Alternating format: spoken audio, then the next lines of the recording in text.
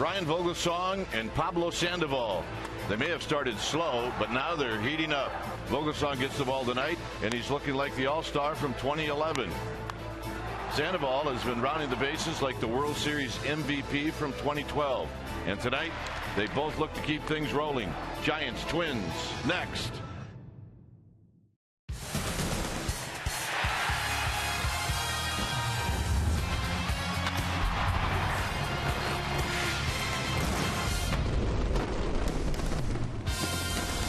Another night of baseball here at AT Park as the fans are filing in, and we get ready for Game 2 of this 3-game series, Twins and Giants.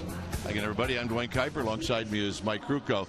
Well, we saw the Giants win last night. Tim Lincecum wasn't that sharp, but they win anyway. And Mike, I think we're looking for better things and maybe some more sharpness out of Vogelsong. Well, Vogelsong's having a great month of May. In fact, his ERA in the month of May is 2.09. The interesting about his career is he's never had a win in interleague play. This is his opportunity, and they're playing a team tonight that they match up well against. Plus, this is a division that the Giants have really had success with. The Giants have won 11 of the last 12 games against the American League Central. So, Giants are playing well. They got a confident arm in Ryan Vogelsong. It looks like it's going to be a pretty good ball game. All right, can't wait. Let's get this game underway. When we come back, we will have the lineups on the first pitch right after this.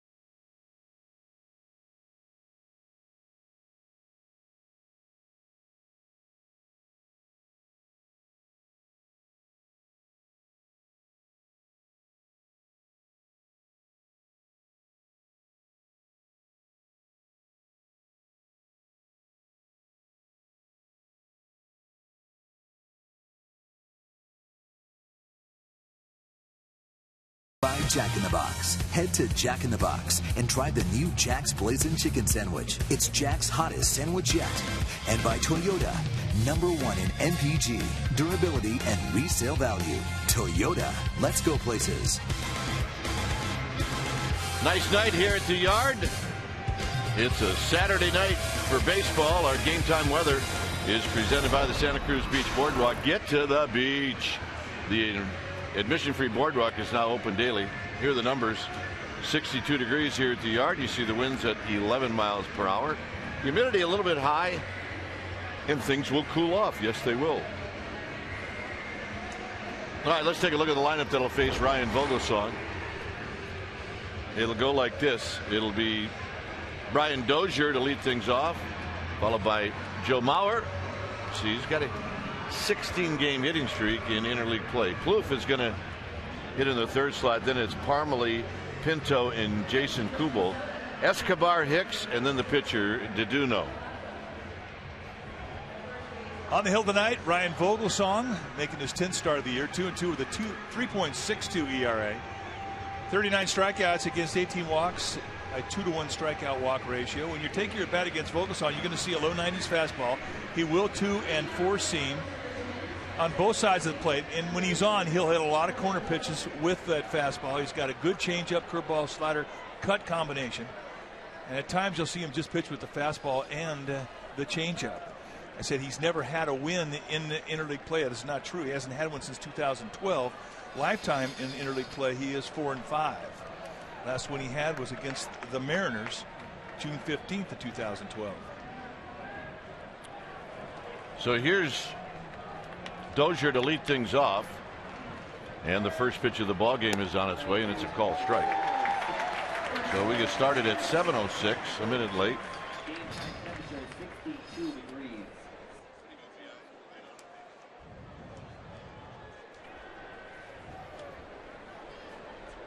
On deck is Mauer, and the 0-1 pitch is a bit high.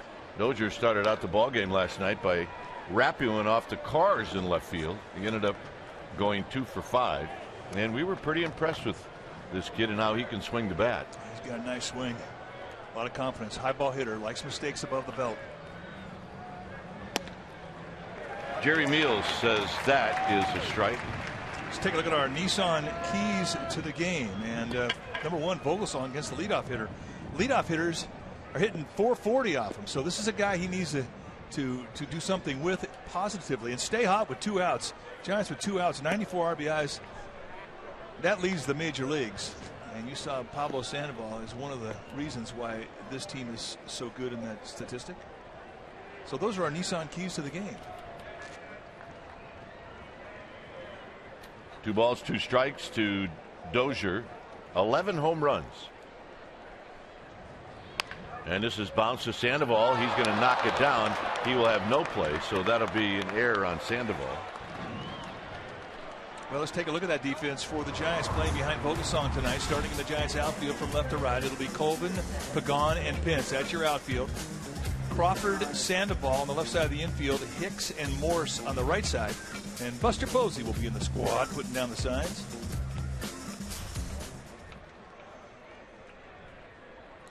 The error by Sandoval, the 29th error the Giants have made this year. They are ranked 5th in the National League in club fielding. So here's Mauer. Mauer had a triple in the game last night. He went 2 for 5. And the first pitch is wide.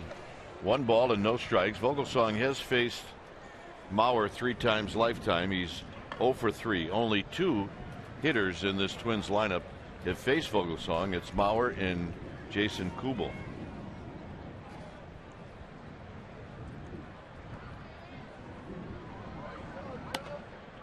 And Vogelsong comes in with a strike to even the count. Jerry Meals, as you said, Kite, the plate umpire tonight, and he's pitcher friendly. Good zone. You're going to see a zone with realistic corners. He's going to set the strike zone, and it's not going to budge. What you see in the first, you're going to see in the 9th.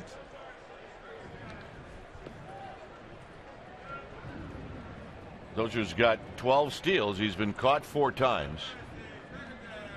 And this is fouled down the left field line and out of play. Mauer waited on it on the breaking ball, and he hits it foul. He definitely saw that pitch coming. I think he did. There you see the defense, and straight away in the outfield, which is where you have to play Mauer. He hits the ball all over the place.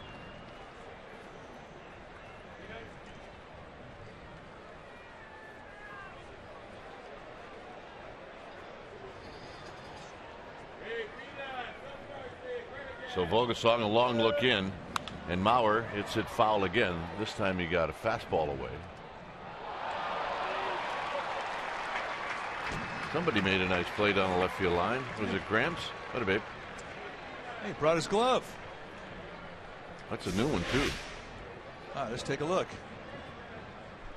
Oh yeah. Pats in the back, high praise and applause.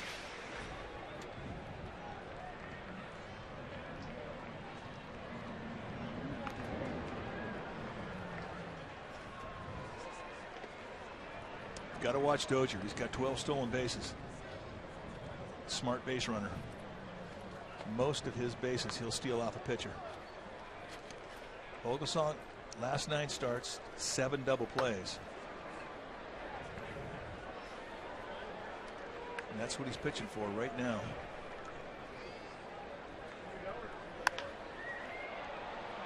And Mauer continuing to lift these balls foul down the left field line.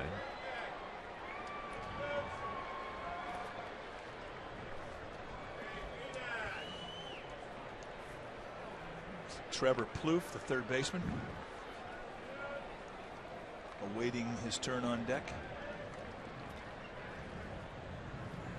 Giants won yesterday 6-2. And the Twins out-hit the Giants in that win last night. Tap to Vogelsong. He's going to get the out at first. He had thoughts.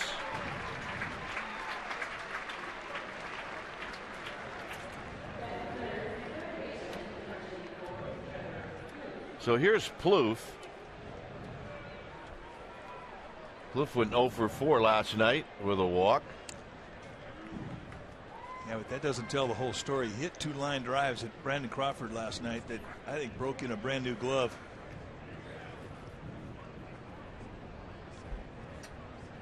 One, Crawford dove to his left. The other was hit right at him. So righty against righty. And the breaking ball is low. 1 ball and no strikes.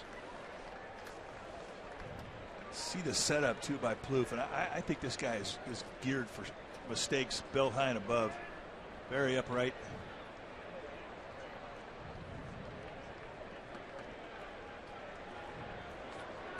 And now pickoff play put on, and Vogelsong, who's one of the starters for the Giants, that doesn't mind throwing to the bases at all. And if you're a middle infielder, you will figure that out. The more you play with the guy on the mound, does he like to throw to bases or doesn't he?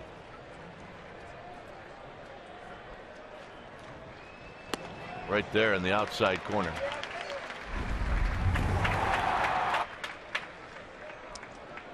This was Dozier last night in that first inning. It changed the whole inning. Well, and I think that, you know, if you're an advanced scout, you look at Lincecum when he holds a runner at second. He either doesn't look or he'll look one time. And Lincecum looked one time, and as soon as he turned home, Dozier took off, and Lincecum came back and gave a second look, which we don't see very often. So you kind of have to lay the blame on the scout report, because Dozier really got caught with egg on his face, and it turned everything around.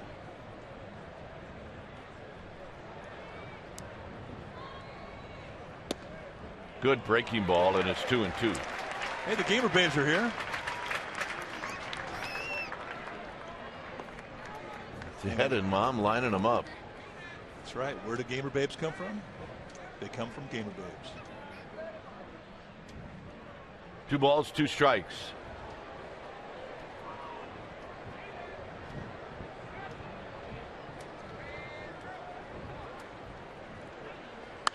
Hit foul and out of play.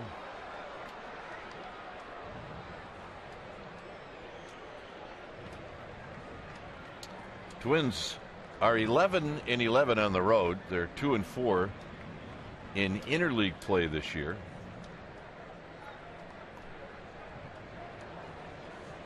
Coming into today, they're in second place in the American League Central, 5.5 behind the Tigers. Tigers lost today. That pitch is away. It's 3-2.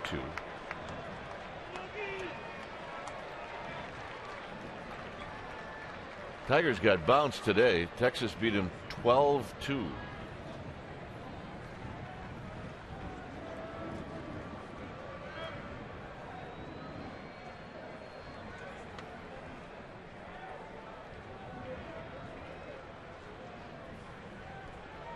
So Vogelsong will step up. Detroit came into today with the best winning percentage in baseball.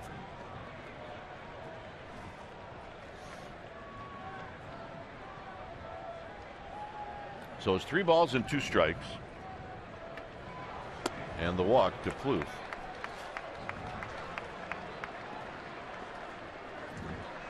All right, time now for Cold Hard Facts, brought to you by Frost Brewed Coors Light. And let's take a look at the improved curveball for Ryan Vogelsong. First 4 starts, he used it 16% of the time. He hit 400 on it, and the slugging percentage was 900 on it. The last 5 starts, he's using it 23% of the time. They're hitting .091, and the slugging percentage is .091. So he has tightened up the curveball, and that all comes about because he ironed out some mechanical problems. Lowest ERA since April 27th. The top 3, Samardzija of the Cubs, Greinke from the Dodgers, and Vogelsong. So here's Parmelee, and Vogelsong will spin around and check on Dozier. Parmelee went 1 for 4 in the game last night. He did have an RBI. So he's 2 for his last 22. Yes, do not employ the overshift, but they are playing him to pull. And this is hit out to left field. Colvin's got a beat on it. Colvin is going to track it down, and his throw is going to go to third, and it'll be cut off, and it'll be first and third with 2 outs. Nice play. Watching Colvin play the outfield, I mean, he really goes back on a ball well. He's just nice, kind of glides after the ball. Well, and I think it has everything to do with his first step. This is right over the right shoulder. High backhander, soft-handed, nice play. Here's Pinto. Pinto hitting .243, 6 home runs, 13 driven in. Yeah, look what he does on the road, hitting .311 on the road. Josmil Pinto was a pinch hitter last night and went 0 for 1. Breaking ball and a call strike, and it's 0-1.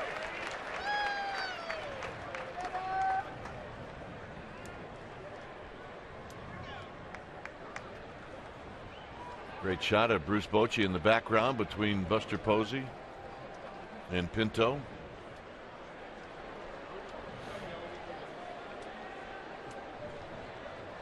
Swing. You're going to miss, nothing in 2. Nice little cut fastball later out there outside corner.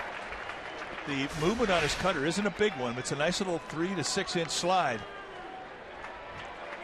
And when he puts it on the corner, by the time you get out after it as a right-handed hitter, it's gone. And you can stretch it a little bit wider and throw the same pitch, and he'll chase.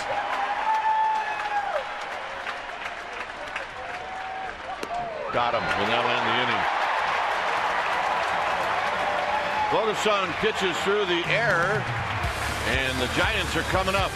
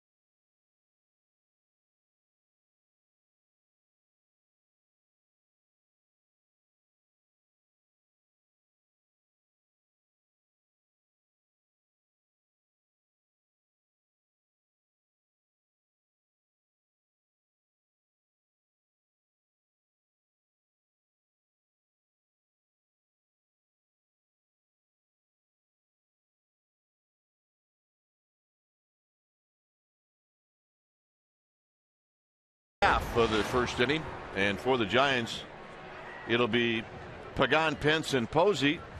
The cleanup hitter will be Pablo Sandoval, who homered last night. Then Morris, Colvin, and Hicks. And Hicks, well, he's got 7 home runs as a second baseman, He's got 8 total, and he hit one last night as well. Crawford will hit in the 8th spot, and then Vogelsong will pitch in bat 9. On the hill tonight for the Minnesota Twins will be the right-hander Samuel Daduno, 6'3", 190-pounder. He's 30 years old in his 2nd year at the big league level. This is what he has done. He's a swingman. He's had 7 appearances out of the bullpen. This will be his 4th start. He's 1-2 with a 3.53 ERA. And Daduno has a fastball that he's got pretty good command with. He has to be down around the knees to be effective. He'll sink, he'll cut it. He's got a really good curveball, and that is his best specialty pitch. And he also has a changeup. We'll see more of the changeups to lefties and righties. Let's take a look at the defense playing behind Daduno. It'll be Kubel, Hicks, and Parmalee. That's your outfield.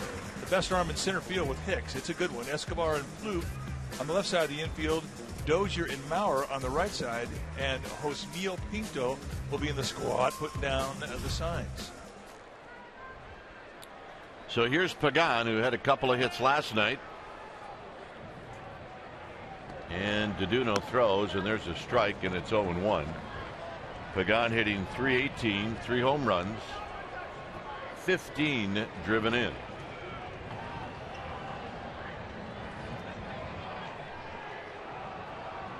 And a bit high in the eyes of Jerry Meals. 1 ball and 1 strike.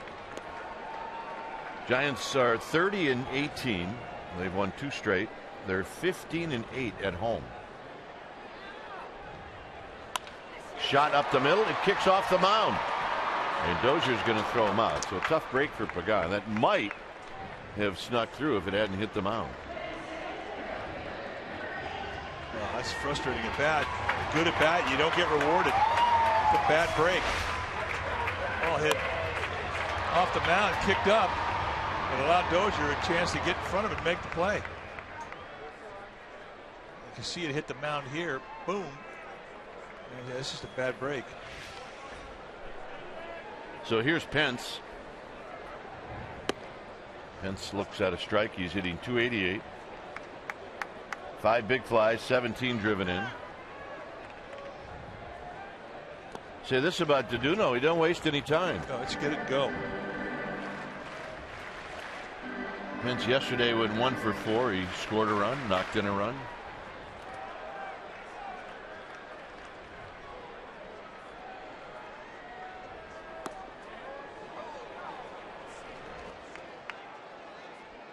That curveball had Pence bailing out just a little bit.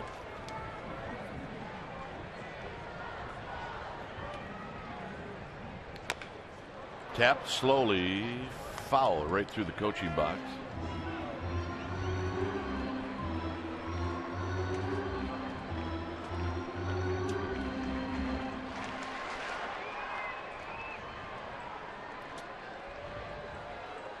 So Pence in a battle, the 1-2 pitch. Breaking ball. He saw that one early, and he just missed it. It stays at 1-2. Daduno was a member of the Dominican Republic World Baseball Classic. And Dominican Republic won that, as we know. And Plouffe with a nice play to throw out the speedy Pence, and Buster Posey will hit. And in the Baseball Classic, he went 2-0 with an 0.69 ERA. He was money. And in the championship game against Puerto Rico, he threw 5 shutout innings. Let's take a look at the backhander by Plouffe. Just choked off the short hop, got it in a high position, and shot down a fast runner. That's our Exmo, brought to you by your local Toyota dealer. Buster Posey takes in tight, 1 ball and no strikes.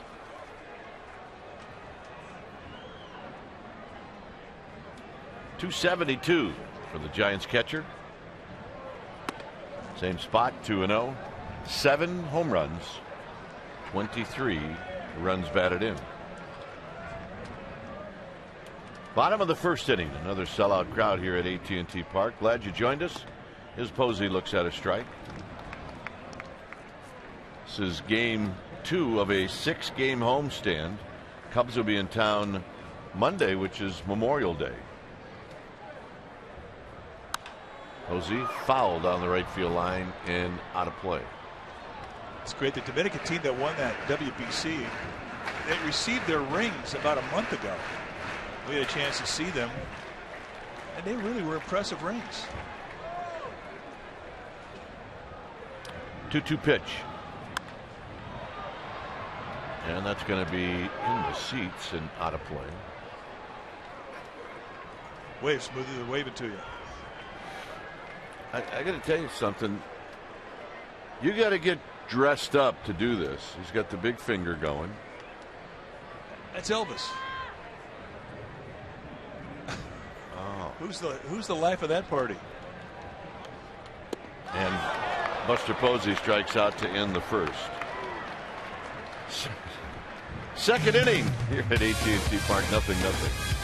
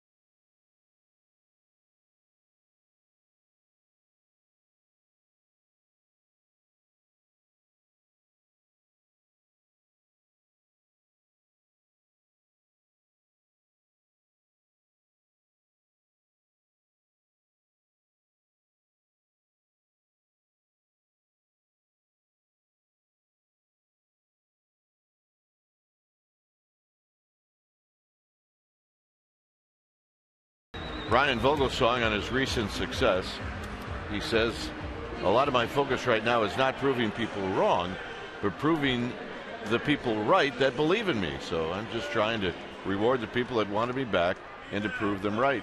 He has to have a really good reason to have a chip on his shoulder, and that's just Ryan Vogelsong. I mean, he'll even tell you that he's afraid they're going to send him down. And he's convinced himself that that's a possibility. It's not a bad way to go out there. It really is not.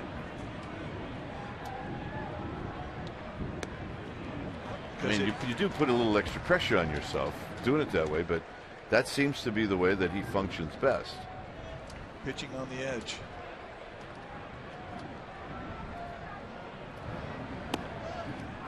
Kubel takes a strike at the knees. It's 0-2.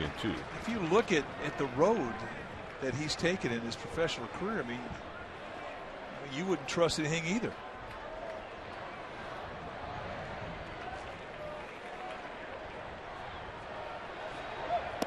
And Kubel takes low this time. It's 1-2.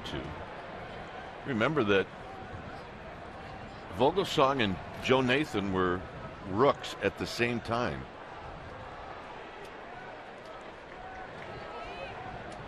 Here's the 1-2 delivery, and Kubel tries to check his swing. He does, and Vogelsong thought maybe he had a strike on the inside corner. He didn't miss by a whole bunch. He did not.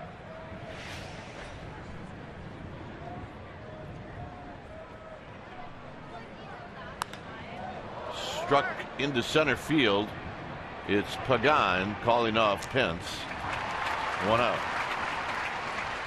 All right, are you looking for the perfect Father's Day gifts? How about an orange and black necktie plus tickets to 2 Giants games? It's the Giants Father's Day gift pack starting as low as $39. The pack includes tickets to the Father's Day necktie giveaway June 15th and to the 25th anniversary tribute to Dave Draveki's comeback, which will be July 12th. 2 great games plus the necktie. So go to sfgiants.com/mini packs and check it out. Here's Escobar, who slices this one down the left field line, and that's going to be a fair ball. Colvin gets to it quickly, and sliding into second is Escobar with the first hit in the game. You have a guy who's got a good approach the opposite way, like Escobar just showed. It makes it tough to pitch to when you don't know him. I mean, what Vogelsong just found out is you throw a two-seam fastball in the outside corner, and Escobar's going to go with that movement. Say the only guys who've had at bats against Vogelsong, and Vogelsong knows anything about, is Mauer and Kubel. So Escobar just impressed him there. So here's Hicks. Hicks hitting 192 as he takes a strike. He's got a home run. He's got 8 driven in. And in the game last night, Hicks went 0 for 2 with 2 walks.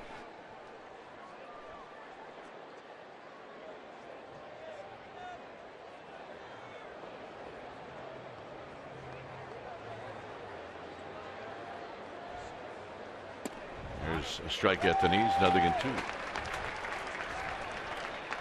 On deck is the pitcher, DeDuno.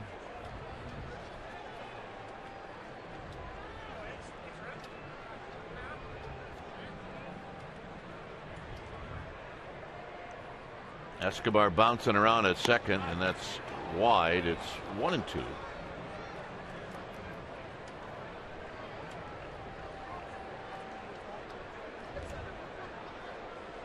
Crawford is playing Hicks to pull, and in doing so, it gives him a better chance to keep the base runner at second close. Got him. High paint with two-seam movement.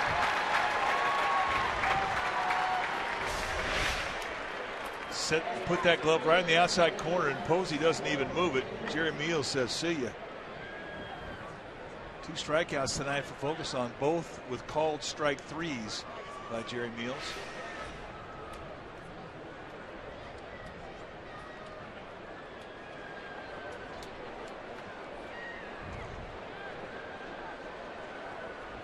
So here's DeDuno, and every once in a while you just look at a guy and you wonder, well, I wonder if he can hit.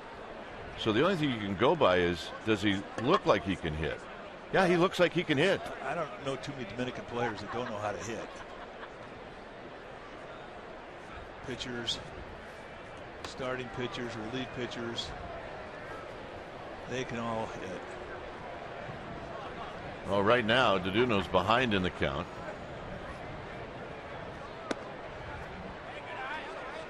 He takes a pitch pretty well.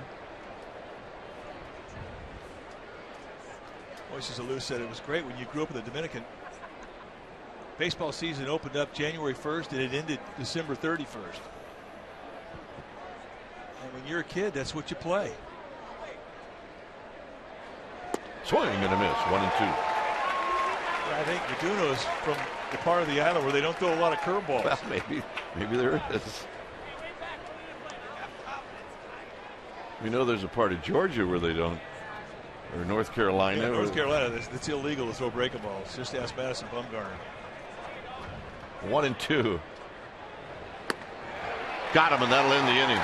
So Vogelsong pitches through the Escobar double, and Pablo Sandoval will lead things off.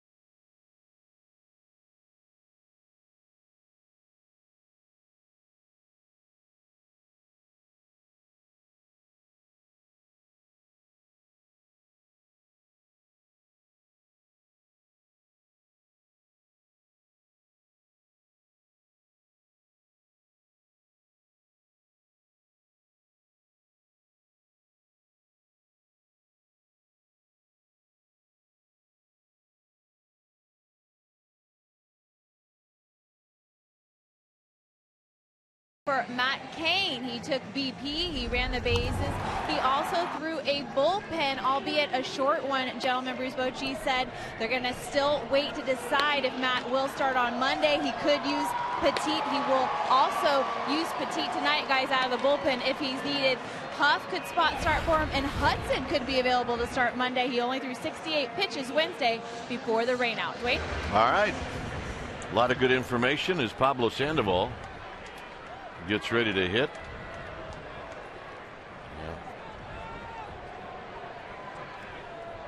Be interesting to see how this plays out, but look, Monday's creeping up pretty quick. Here's Sandoval. Sandoval takes a strike. He's at 225, 5 home runs, 16 driven in.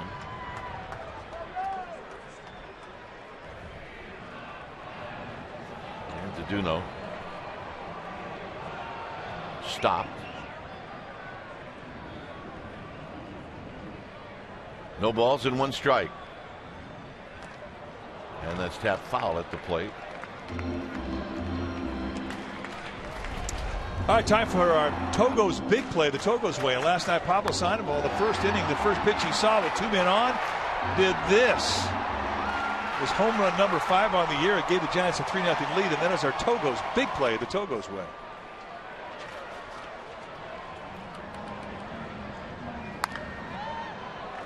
Right into the camera well, in and out.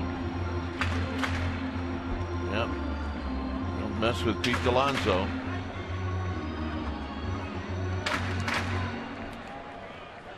No balls and 2 strikes.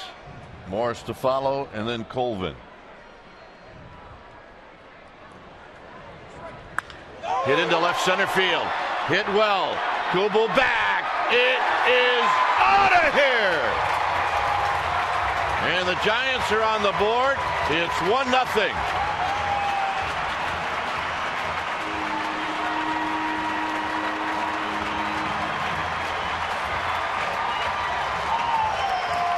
It's home run number 6. And another one to the opposite field, which is not easy to do in this ballpark. Well, he's got it going now, especially from the left side. Last night you saw him take a fastball middle in at the belt to his pull side of the field, left-handed here. In a 2-strike count, he goes the opposite way. That's an impressive at bat. Because right now there is very little carry at this ballpark. And right now Pinto's going to go out and talk to DeDuno and try and calm him down. I mean, this is really, not a bad pitch. Looked like it was a 2-seam fastball or maybe even changeup. But when he gets it going, he keeps his weight off that back leg, and he really accelerates the hip speed because of his balance, which goes right into bat speed. He's a threat to any field.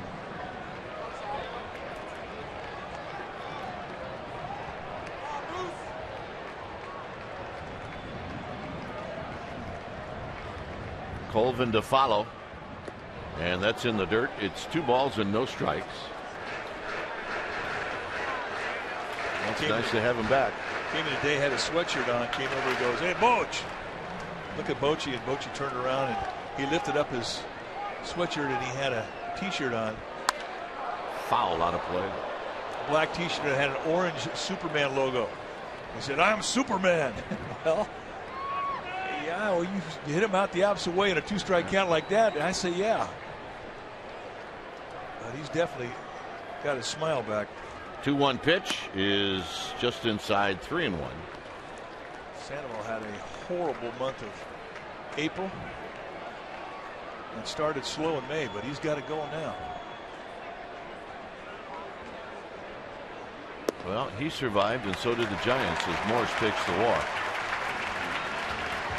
Well, Bruce Bochy was talking about when Brandon Belt went down, he was hoping that somebody would pick it up, and that somebody has happened to be his third baseman, Pablo Sandoval.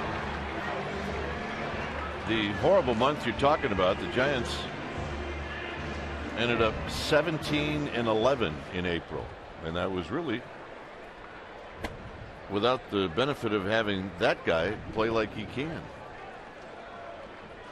Here's Colvin. Colvin's at 323, a home run, 5 driven in.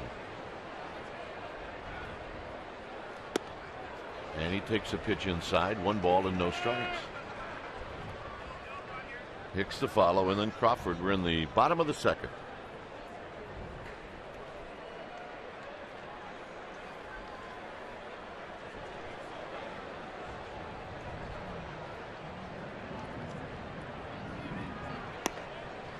At the knees, good pitch from Deduno, and it's 1 ball and 1 strike. Well, the Giants score first, 22-4, the best, third best record in the majors.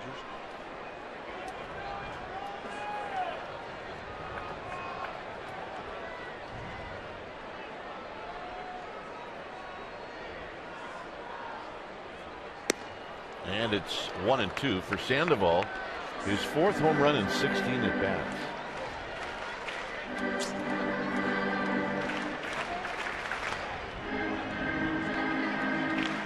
Yeah, when you hit home runs, everybody wants to sit next to you.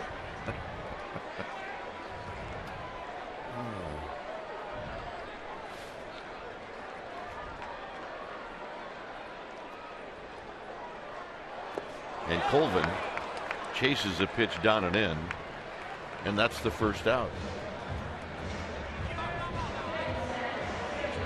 And here's Hicks. Tell you, that's a good curveball Deduno has. And when you can save that for a 2-strike surprise when you don't know anything about him, good luck with it. So Colvin just got educated. Here's Hicks. Hicks hit his 8th last night into the bleachers and left.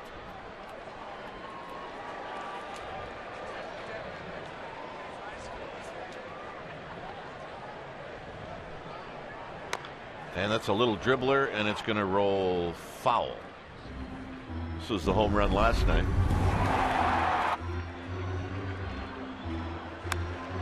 Kyle Gibson hung a breaking ball. It seemed like every time he made a mistake up, the Giants made him pay. And for Hicks, that was home run number 8.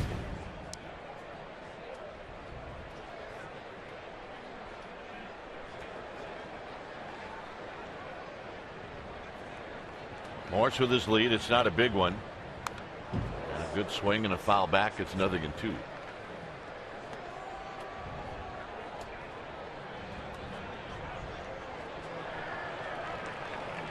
In the absence of Marco Scutaro, this young man has done a really nice job. And what he's done is he's really played terrific defensively. Foul back. Got to pitch up.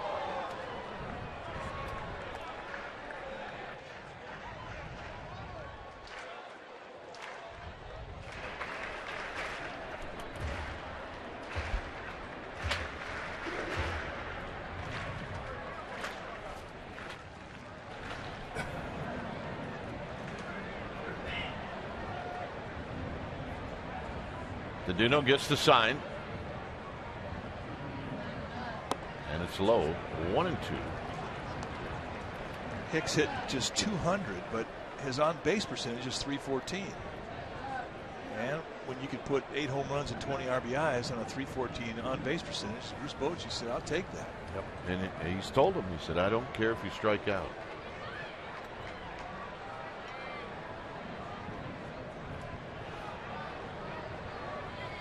Two and two. Brandon Crawford on deck. The Giants on the board first here tonight on the home run by Sandoval. There's Crawford.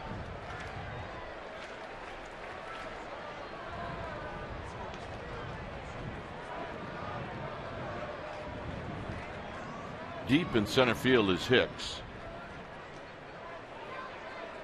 On the ground sharply to third. And that's going to be a 5-4-3 double play to end the inning. Giants on the board. Sandoval hits number 6, and it leaves the yard. It's bye-bye, baby. It's 1-0 Giants.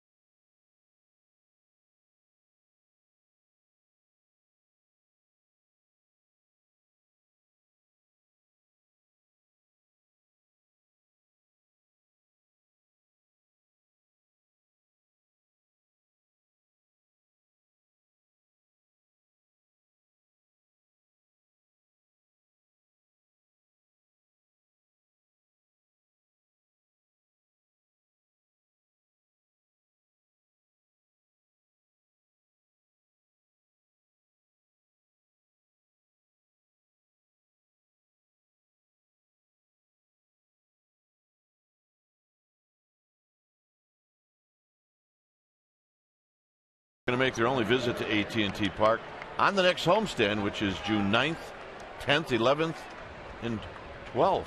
Or is it 9, 10, and 11? And there are dynamic deals for the 9th, 10th, and 11th for as low as $8. Visit sfgiants.com/dynamic deal to purchase. Here's Dozier as he takes a pitch outside. 1 ball and no strikes.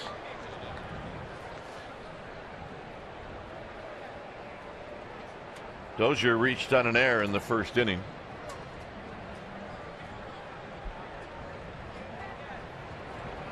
Here he fouls this one out of play to even the count.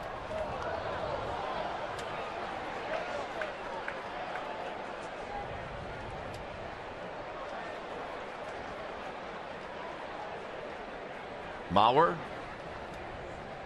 and then Plouffe here in the third with the Giants leading 1-0. Just outside, 2 balls and a strike.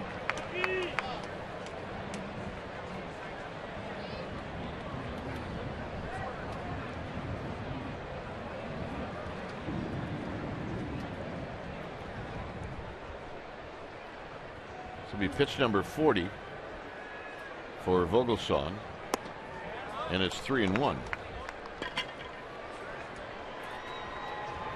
So if you're Dozier, you got to think you're going to see something to hit here. With Mauer on deck, you better believe it.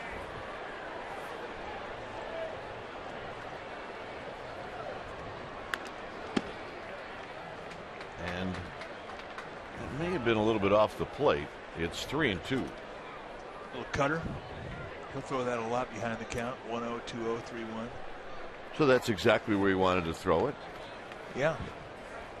I mean, he had to throw a strike there. I mean,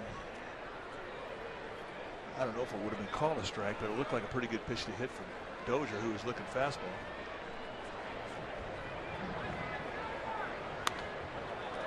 And this is fouled just below us.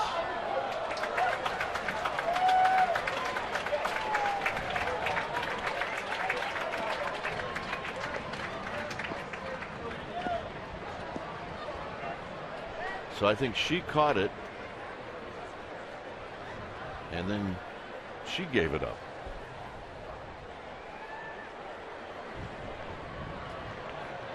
Three-two pitch. Foul back again. All right, the previous foul ball. Let's take a look. All right, hit him right in the boiler. Nice play. He caught it. And he gave it up. Kind of. Yep, there he did. Gamer. And then he gave it, and then she gave it back. 3 balls and 2 strikes.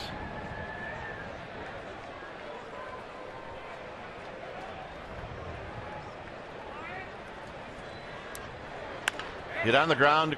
Crawford to his left. Tricky hop. Got him.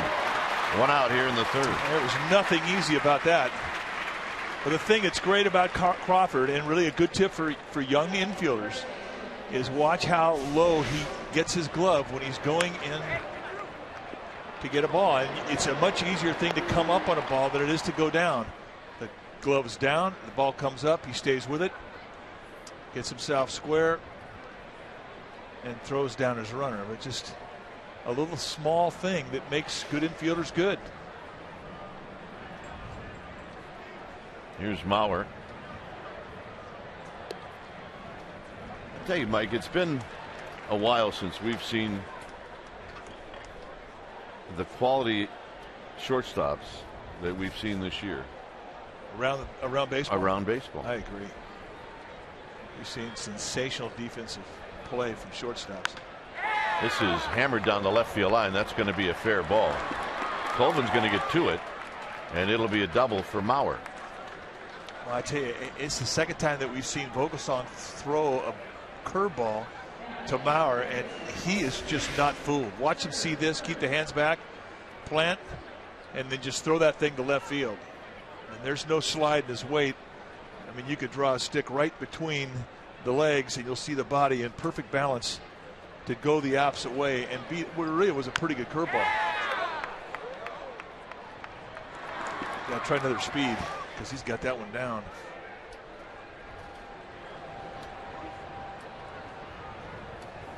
Here's Plouffe. He walked in the first inning. And there's a high breaking ball, and it's 0-1. I think that was a cut fastball, and it's kind of a speed between the changeup and his true fastball. It's kind of a batting practice type speed, and I think the speed in that little cut really fooled Plouffe.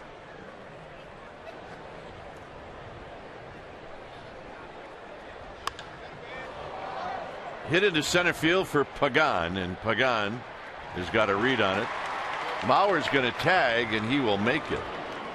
And that'll put a runner at third with 2 outs for Parmalee. You look at Mauer, and he reminds you all the time that he's an exceptional athlete. And one of the ways that he does that is his speed. I mean, he's 6'5", 230 pounds, and he can run.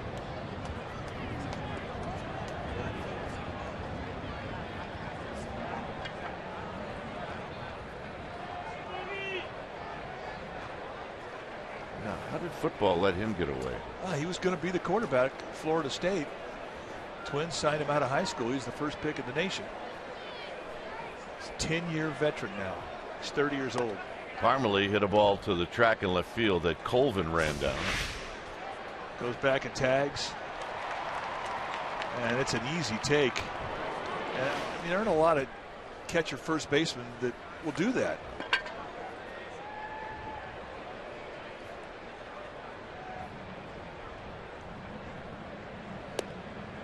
Outside corner, 1 ball and 1 strike.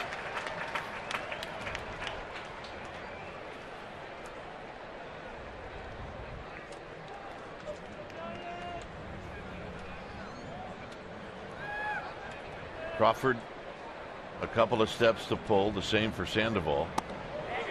That straightens up Parmalee, and it's 2 balls and 1 strike. And that's what that pitch is designed to do.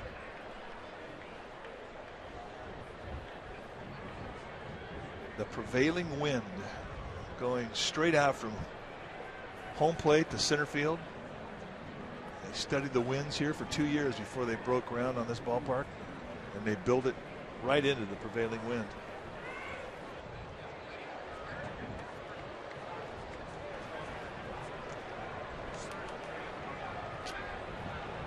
Vogelsong now ready in the 2-1.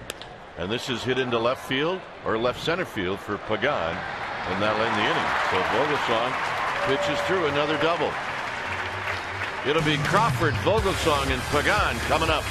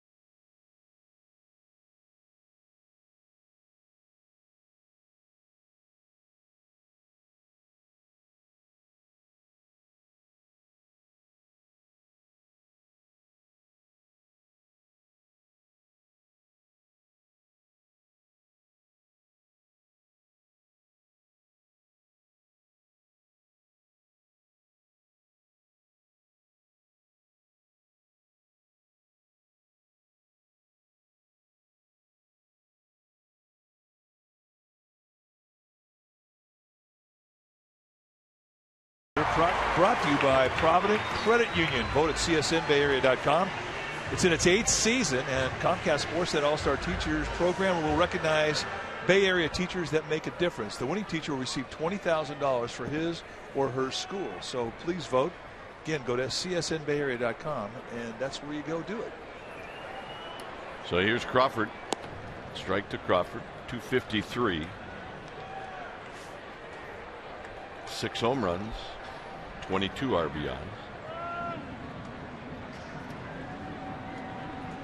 Vogelsong to follow. Hops him up. Plouffe. 1 out.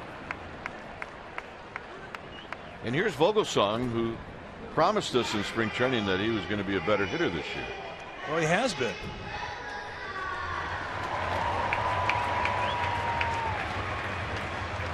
You get a hitter that hits 176, knocks in an RBI once in a while. I mean, that's an asset.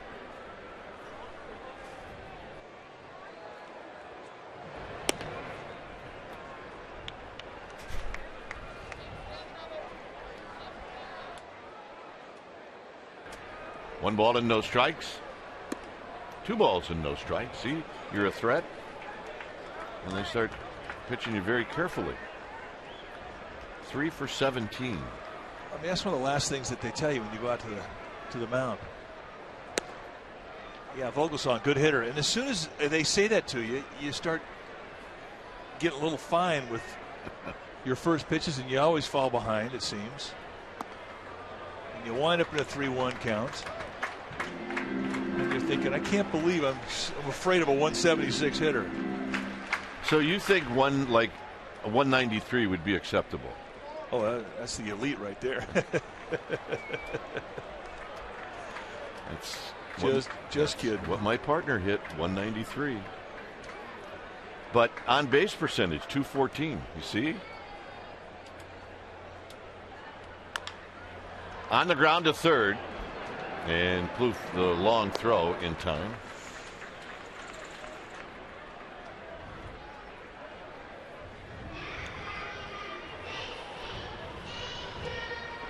So you took it serious? Yes, I did. But, you know, when I came up in the minor leagues, we had coaches that said you had to learn how to do everything to get to the big leagues. You had to learn how to bunt. You had to learn to hit behind a runner, because you're going to get a lot of one-run ball games. And as a pitcher, you know, you can stay in games if you're a good bunter, and you can help yourself out if you can have a little bat control. And it was true. Here's Pagan. Down and in, no swing, 1 ball and no strikes. And the guy who was our teacher was a guy by the name of Pete Reeser, who was, you know, a guy who really stressed fundamentals in that regard. You weren't a pitcher, you were a baseball player. You weren't a catcher, you were a baseball player, and you were expected to know everything. Not just your position, but everything that you might be called upon to do during the course of a ball game to win a ball game. Hitters had to know how to bunt. Even your third, fourth, fifth place guys, you had to know how to sacrifice bunt.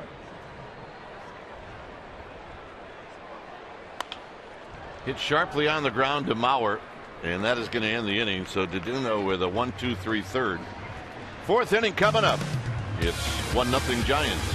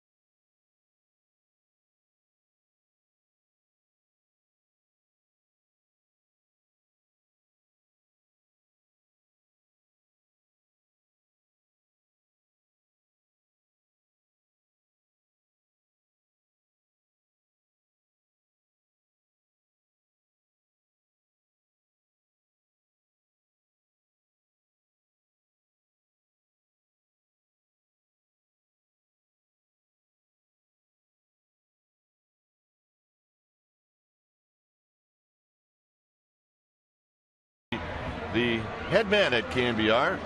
And on the left, in the middle, in between Dan Gladden and Corey Provis, is Kyle Hammer. That's Lee's son. Both are spinning the dials in the Twins radio booth and the Giants radio booth.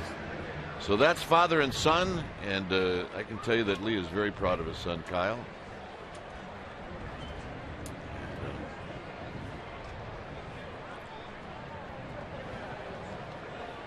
Here's Pinto. Kyle's been doing that now for the Twins for, I don't know, about the last 4 or 5 years. Well, he has quite a burden. Oh, with Gladden? Oh, yeah. That's a strike at the knees, 1 ball and 1 strike. One of our all-time favorite teammates is a play-by-play broadcaster on the radio for the Twins, Danny Gladden. And he works with Kyle Hammer every day. One of the toughest rookies to break in that we ever ran into. And we adored that kid when he put on a Giants uniform. Not a kid anymore, but just a total hard nose. 2-1 pitch. Swinging a high fly ball to center field. And the last 3 outs recorded by Angel Pagan. Well, we're going to make our AT&T U-verse rewind. Danny Gladden, really, truly one of our favorites. Was a great Giant. Went on to have a nice career and was a world champion in Detroit and in Minnesota. Signed in '79, in 281 with the Giants. It was Brian Hickerson that came over to the Giants organization, and Danny went over to the Twins. Both those world championships were with the Twins.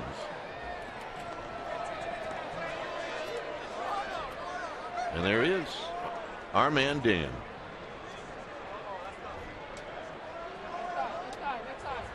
Good thing we were veterans, because we would never have wanted to fight him.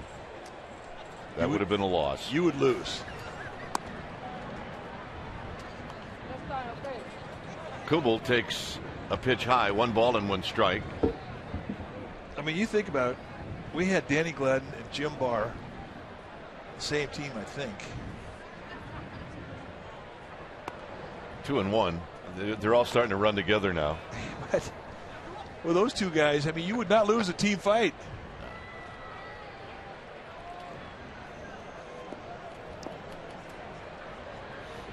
Hicks playing out in shallow right field. And this is foul down the left field line. It's 2-2.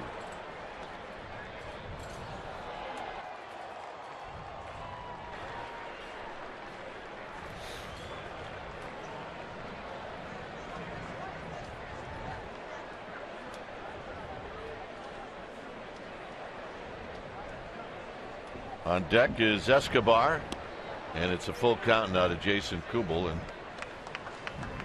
Vogelsong, pitch-wise, 61. Ideally, you want to be at the 60 mark when the 4th inning is completed. Yeah. So he's a little bit over where he needs to be. Got him. Let's check in with Amy G. Amy.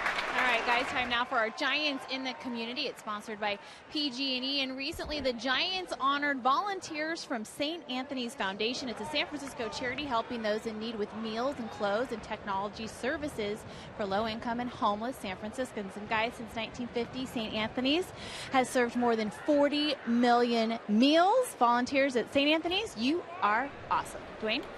All right, Amy, good stuff. Here's Escobar, who takes down low. Escobar doubled in the second.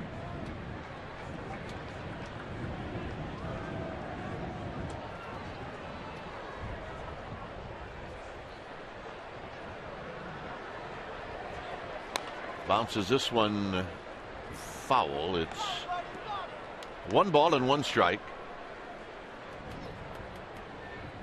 Giants have 1 hit in this game, and that was the home run by Sandoval. The Twins have a couple of hits, both doubles.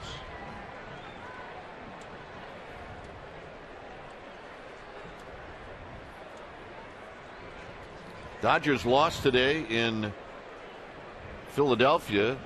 Rockies won in Atlanta. A bit high, 2-1. San Diego and Chicago are going at it in San Diego. That game is in the 4th inning. Cubs are leading 1-0.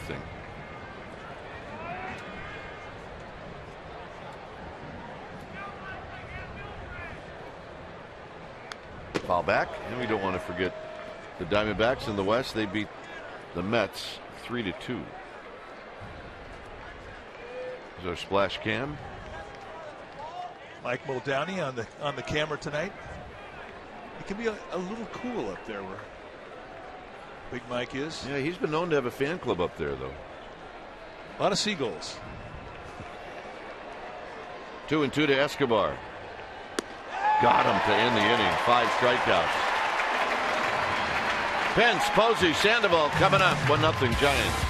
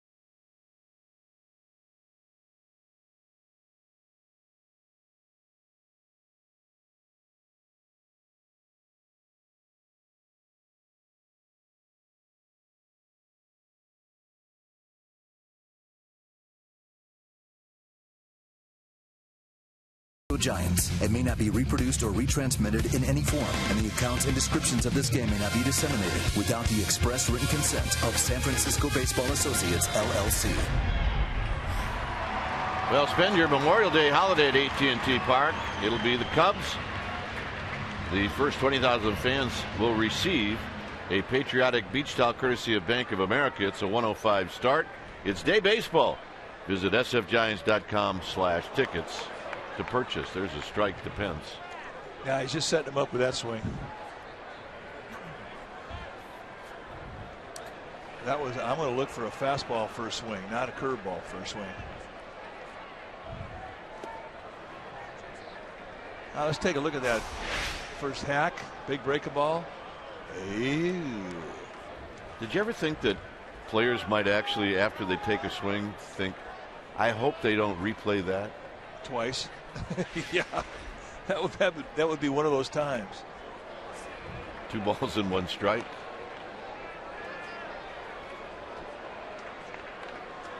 But he is a bit unorthodox. He'll be the first one to tell you about it. And he actually has fun with it. 3-1. This offseason, he did a little spoof on the Hunter Pence School of Baseball, which was hysterical. And it really highlighted all of his unusual characteristics. But he can be weird, and he can hit it out. I mean, he had a home run in Colorado right here, and we really couldn't even analyze this. Right across the letters, opposite field, see you later. So he is quite special. And there's nobody like him. He's a treat. Here's Buster Posey. And he has been in a big-time slump. Remember, he missed 2 games in Colorado. A nerve flared up in his back. Hitters do not miss games in Colorado unless something's wrong.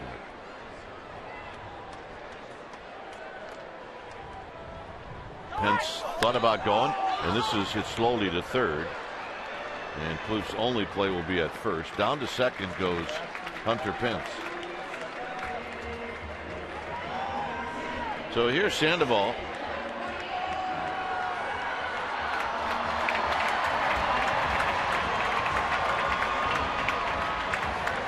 Sandoval hit an opposite field home run in the second.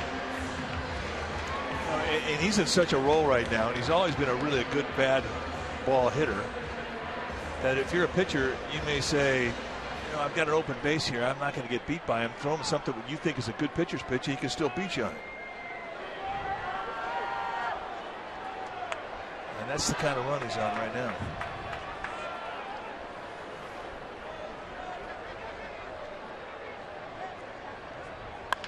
On the ground to second, and Dozier will make the play, and Pence moves over to third.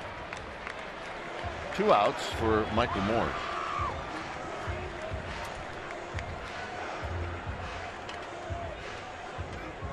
Morse drew a walk in the second.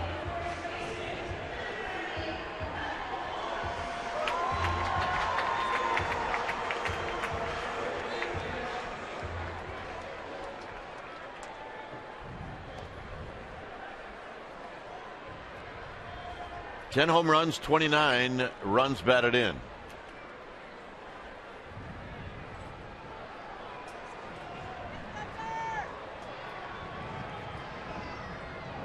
Look out.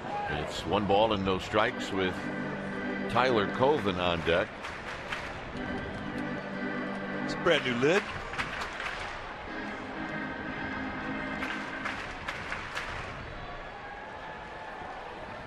That's one thing you never get. It never gets old getting new hats.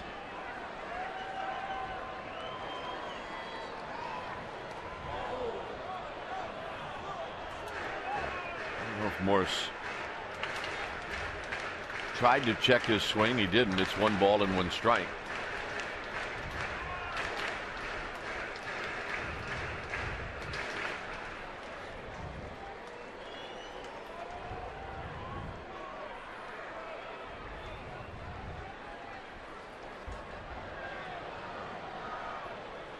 The 1-1 pitch. Swing and a miss. He waited on that breaking ball and missed it. It's 1-2. He'll take that kind of balance in a swing every time.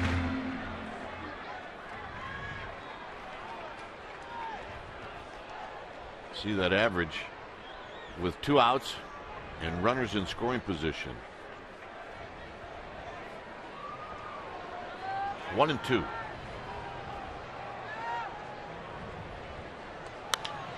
Hit high into right field for Parmalee. And Hunter Pence will be left stranded. Through 4. It remains 1-0 Giants.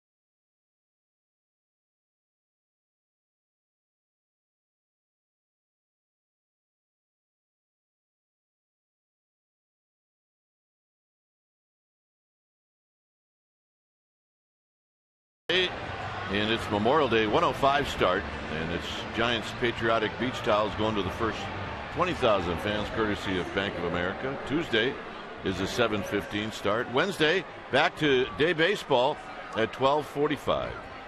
To purchase tickets, visit sfgiants.com/tickets. So in that 3-game series with the Cubs, 2 of those games are afternoon contests. Here's Aaron Hicks. Hicks takes low. He struck out looking in the second. This has been a pitching duel. Just 3 base hits by both teams combined tonight. The Twins have had 4 base runners. There's a strike. The Giants have had 3. The only difference is the Giants hit left the park. Vogelsong with 1 walk. He walked Plouffe in the first. He's got 5 strikeouts. And that's down low. 2 balls and 1 strike.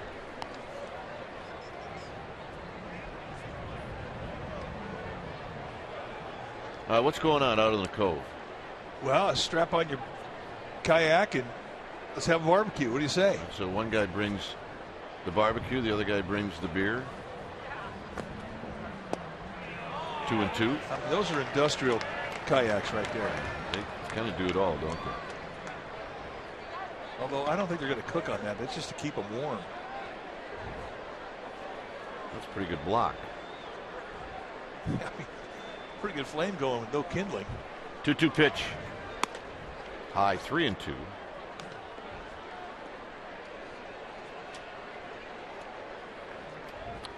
So with DeDuno on deck, the last thing Vogelsong wants to do with Hicks is walk him.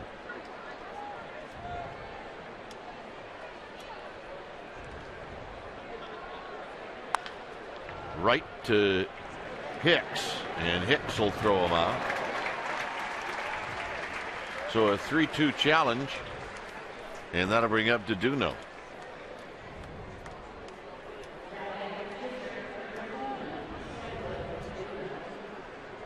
Vogelsong has mixed his pitches well. He has used both types of fastball, the 2-seam, the 4-seam. Thrown a lot of changeups. His curveball has been effective. He's established it on the first pitch of a lot of at-bats. And really, that's the one pitch he's been very unpredictable with, that first pitch. Posey has done a nice job of mixing it up.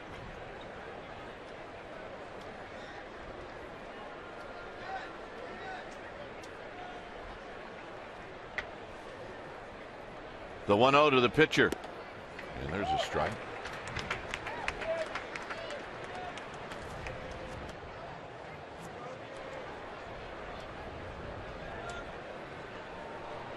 DeDuno got caught looking in the second. Here he takes another strike, 1 and 2.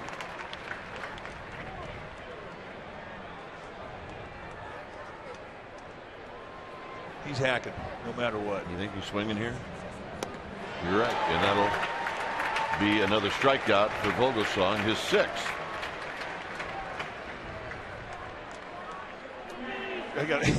Well, it never gets old seeing that. That's what I'm getting you for Christmas. That's the 2012. There's usually a 2010 hanging around somewhere. Yeah. I want to wear that down the ski slopes. I needed that 30 years ago when I was single. Yeah.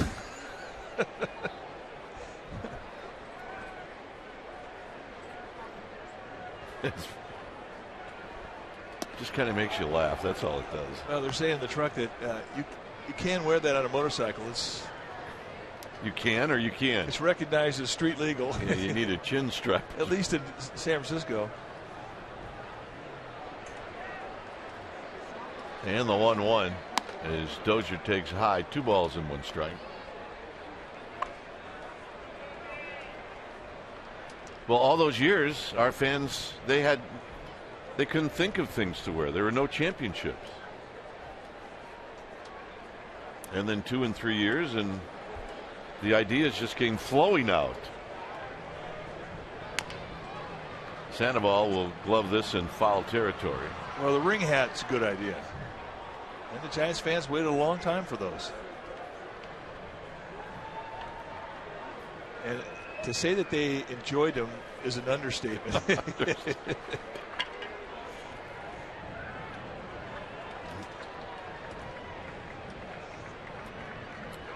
So it's 2-2 to Dozier, 0 for 2.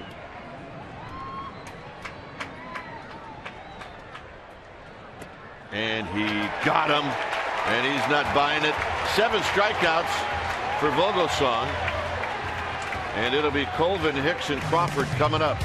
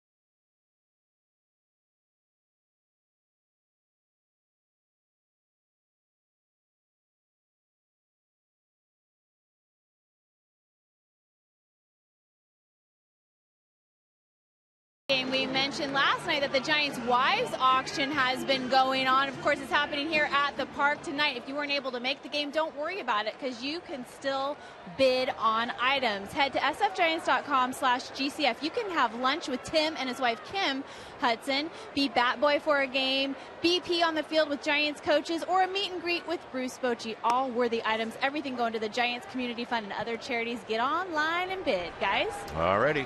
We may just do that. Colvin struck out in the second. Here it's 1 ball and 1 strike.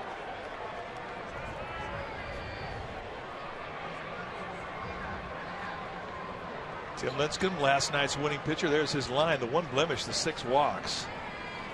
But he made it work. Colvin chases that pitch in the dirt. It's 1-2. And I think Duno's going to go back there with a curveball. Down and in. That's what he struck him out with his first at bat back in the second. That really is Duno's best strikeout pitch.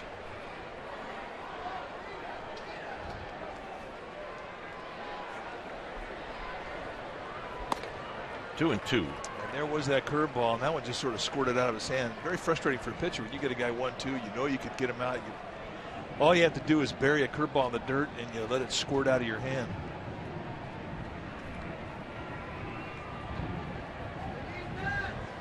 Hit back up the middle, and that'll be a base hit for Colvin. And Pinto, the catcher, called for another curveball, and Duno shook it off. He's taking a walk. He's ticked off. Time to log on to csnbayarea.com and decide the player of the game. Your vote counts. Winner will be revealed during Giants postgame live. You can follow the action on the diamond like never, ever before with enhanced Bloomberg stats. Giants in-game live on csnbayarea.com. Log on and vote. So here's Hicks. Hicks it into a double play in the second. Fouls this one out of play.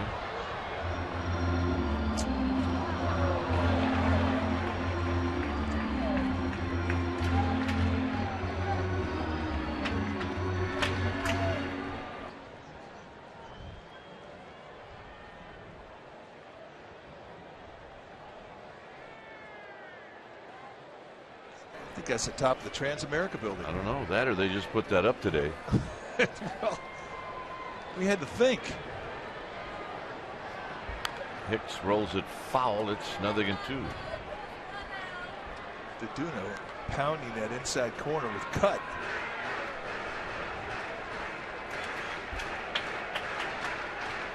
I mean, that's pretty spectacular with that. Looks like a prism at the top of it. Transamerica building, downtown San Francisco.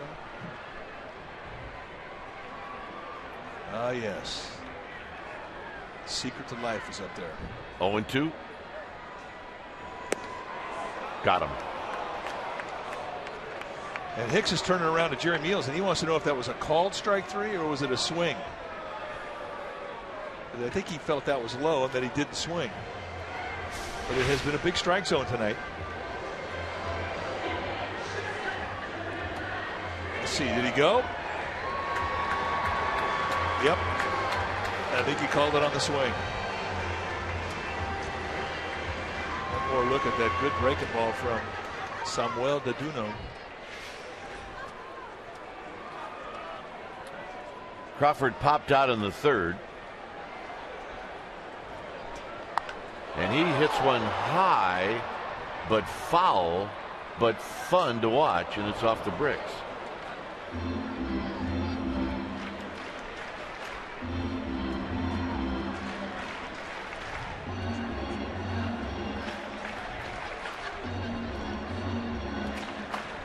Good crowd on hand tonight. This place is packed.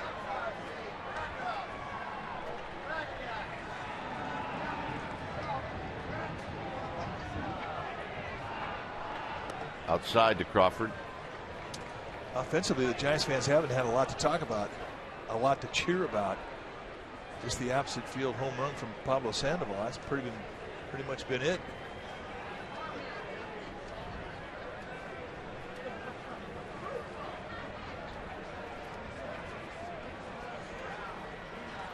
Coleman with his lead.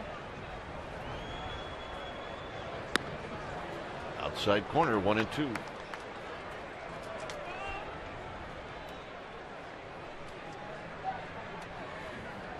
A look from left field across the field.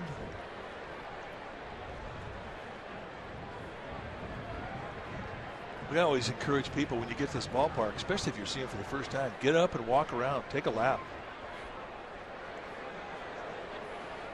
And Crawford chases that breaking ball down and in. And that's 4 strikeouts for Deduno. And here's Vogelsong.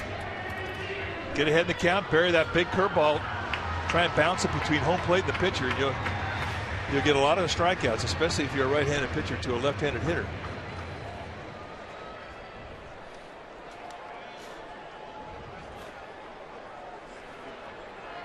Vogelsong bounced out in the third inning, hit a ball to Plouffe at third. And he pulls this one foul, and it's 0-1. Cubs still leading the Padres 1-0. That game is in the 5th inning.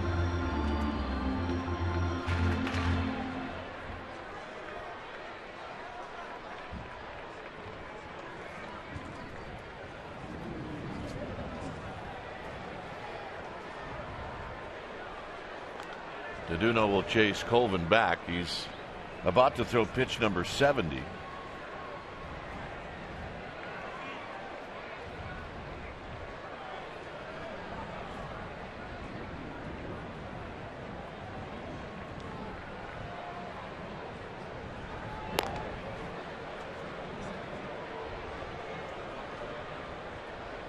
This is not a steal situation. No, I was going to say, with the pitcher up. Last thing Bruce Bochy is going to do is risk a stolen base here, or you might have to lead off with the pitcher next inning.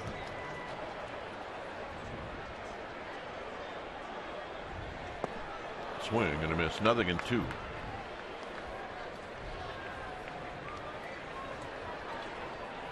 Which is another reason in the National League you really wouldn't want to have a base stealer hitting in that 8 spot, because of a situation just like this.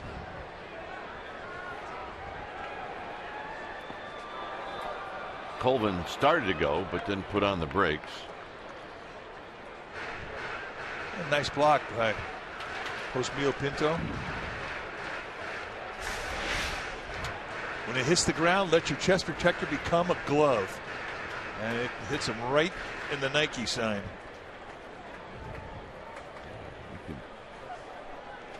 Good fundamentals.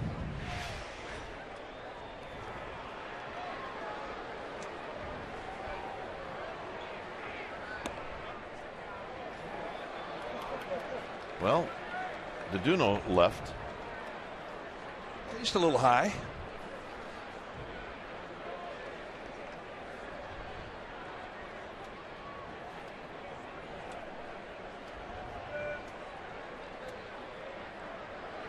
And this was rolled out to Escobar. And Escobar to Mauer, and that'll end the inning. No runs, a hit, one left. So through 5, it's 1-0 Giants.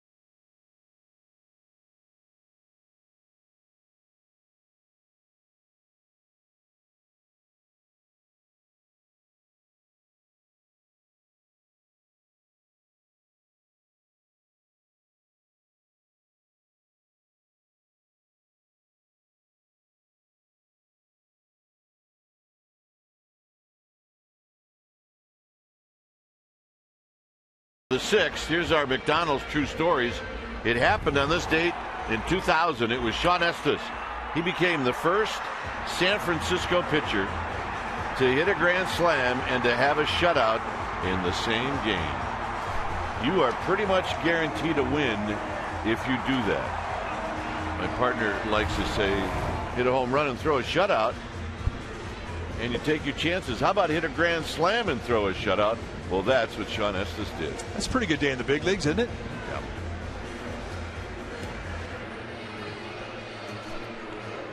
I mean, it's not as good as Rick Wise. Rick Wise threw a no-hitter and hit 2 home runs in the same day. Yep. But, you know, shutout, grand slam, and it's right up there. Madison Bumgarner did it this year, hit the grand slam, not the shutout. So here we go. It's the 6th inning. It'll be Mauer, Plouffe, and Parmelee. Vogelsong with 82 pitches, 1 walk that came in the first, and 7 strikeouts. Mauer is 1 for 2, and he rolls his first pitch foul. Mauer doubled down the left field line with 1 out in the 3rd inning.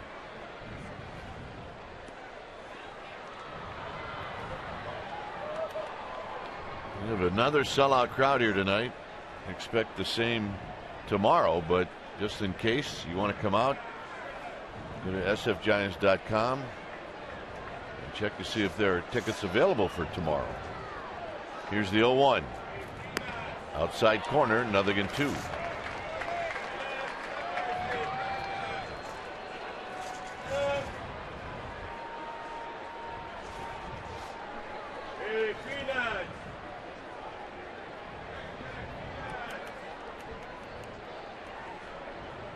Outfield pretty much straight away. Same on the infield. And this is hit sharply to Hicks. All running hard is thrown out. Hicks didn't have a whole lot of time to think about that one. On those, you just really got to trust the infield. You're not going to get in any rhythm defensively. So you trust that you're going to get a good hop, and Hicks did. Here's Plouffe. Well, a ball hit that hard. You hope you get a true hop. When you do, you want to go hug your groundskeeper. Absolutely. Did you ever buy your groundskeeper cigars or something? I did in Cleveland. There's a drive into right center field, and Pence is going to have it fall in front of him. The Bossard brothers in Cleveland, they used to take care of the infield. And the other infielders always found it odd that the Bossards are only looking for rocks on my side of the infield. Well, it's amazing what a box of cigars will do for you. The very famous grounds crew family, the Bossards. A lot of history in that family. Here's Parmalee with Plouffe at first.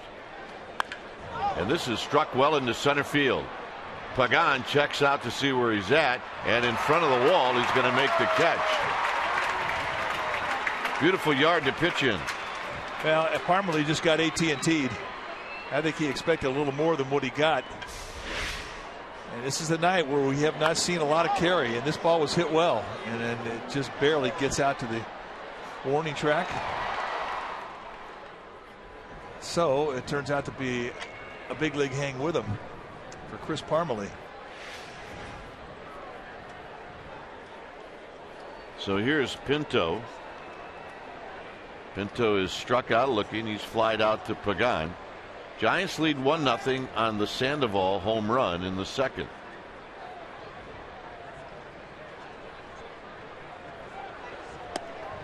Just outside, 1 ball and no strikes.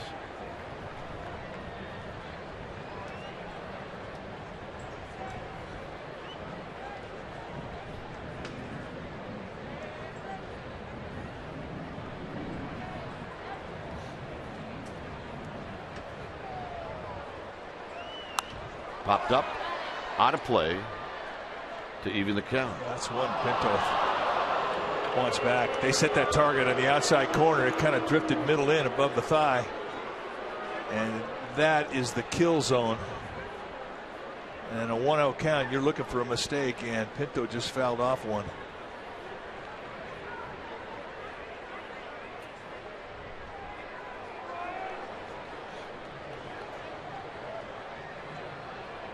Outside. For the Giants in the bottom of this inning, it'll be Pagan, Pence, and Posey.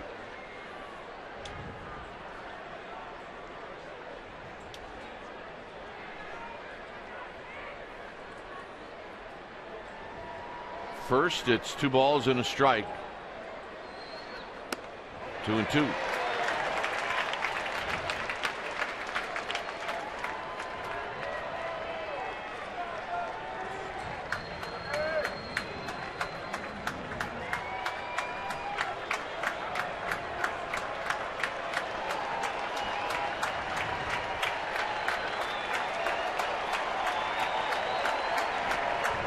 Morris holding on. Plouffe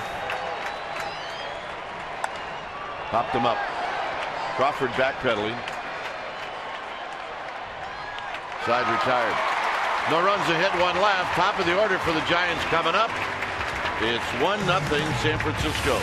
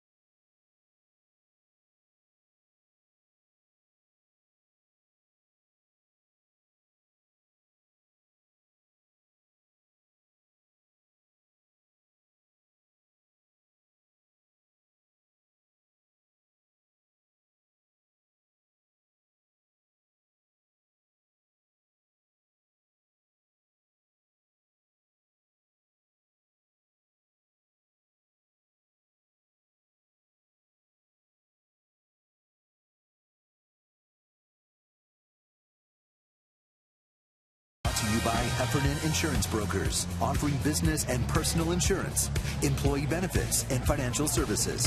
Visit us at hefins.com and by Xfinity, home of the most live sports. Here at AT Park, it's 1-0.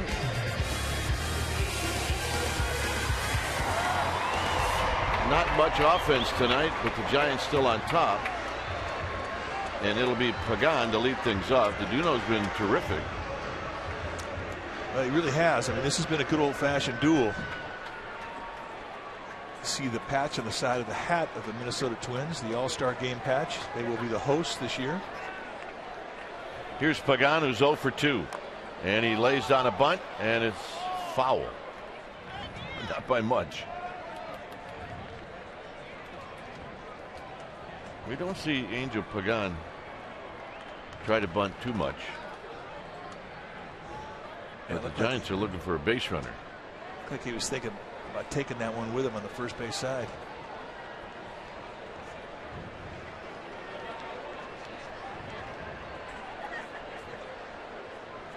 Outside to Pagan, Pence on deck, and then Posey.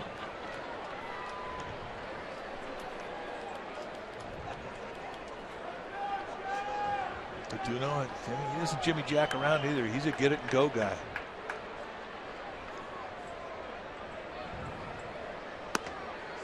Wide, 2-1.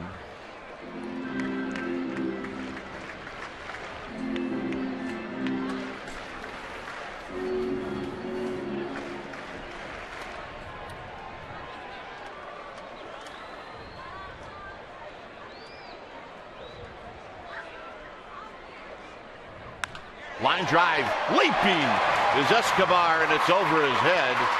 And Pagan with a wild turn, and the Giants with their leadoff hitter on here in the 6th. I'll tell you what has impressed us most about Pagan this year, since the very first day of spring training, has been his ability to stay inside a lot of pitches, middle and halfway against right-handed pitchers, and go to left field. And this is really something that he has worked on, and he's applied it, and it's really reflective in his batting average. Nice at bat. And anticipate, take a wide turn, anticipate a problem with the defense. Any bobble whatsoever, you're in position to take 90 feet. And here's Pence as Pagan is chased back. He's got 9 steals. He's been thrown out twice.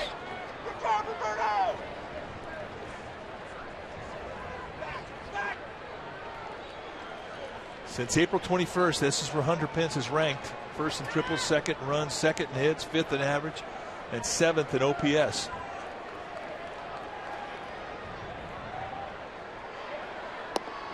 One and 0.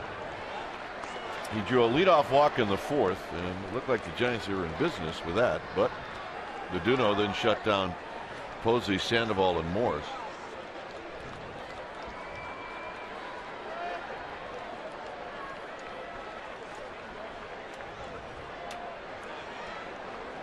Pence with that slightly open stance, constant motion.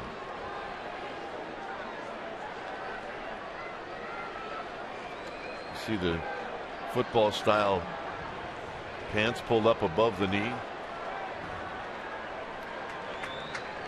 He's the only guy that does it in the league. Well, we ask about why do you wear a uniform like that? Feels good. End of conversation. 2-0. If you're going to steal, you're not going to get a lot of help from DeDuno. He's quick. That last unload time, the time he starts his motion, the time it got to the catcher, 1.18 seconds. And that is a pitcher who's helping out his catcher.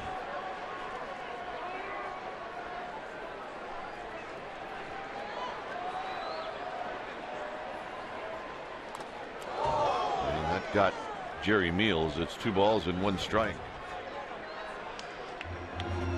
That was right on the button too. Watch the umpire's mask. Oh, more of a glancing blow. I thought it caught him flush. Still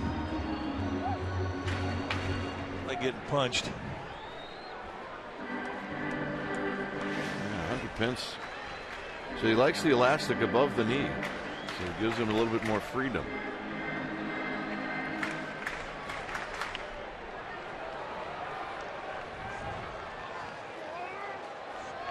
Two balls and one strike. 3-1. We didn't think it was any big deal when we saw us wear his baseball uniform like that. We did think it was a big deal when he had his three-piece suit cut that way. So he likes the cuffs above the knee. It gives him a little bit more freedom. Plus, it shows off his wingtips. 3-1 to Pence. Pence had a rip and he fouls it straight back. It's likely now that Pagano's going to go.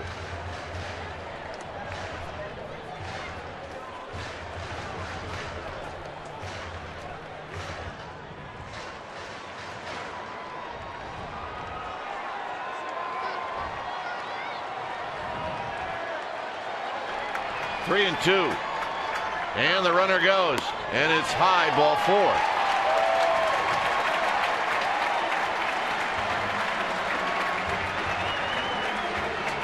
Bullpen is quiet. That's 83 pitches now for DeDuno.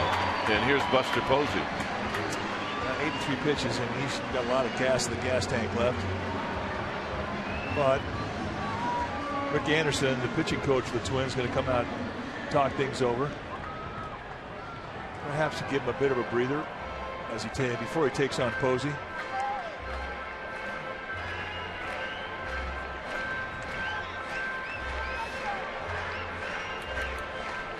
All right, well, we have a second. Let's check in with Amy G. All right, and fans have a second to take a picture and get famous. Just tweet us at CSNBA fan. Photo, take a look at Aubrey all the way from New Jersey. Guys, she knows the right people. She's wearing Larry Bear's World Series ring. Giants president and CEO. Way to go, girl. Make sure you tweet us to put your name and your hometown, guys. She gave it back, I hope. Well, we know where to find it. Buster Posey's going to hit. He struck out and he's bounced out to third. I know Larry would love to wear that. I would love to wear that. So good speed on the bases for the Giants.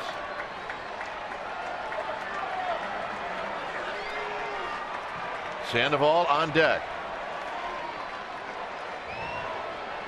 And Buster Posey, a sneak attack bunt. And it's no balls and one strike. It pretty much tells you where he's at right now. He's 3 for his last 27. And believe me, that was not anything that was given a sign for. That was his idea and his idea alone.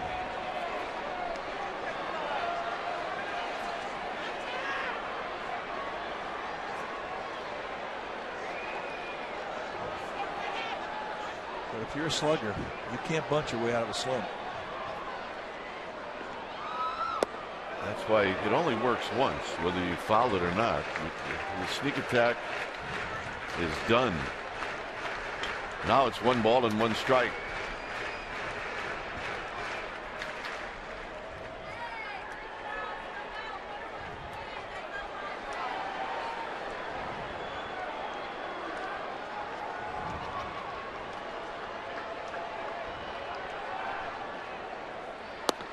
Outside and low, 2 balls and a strike.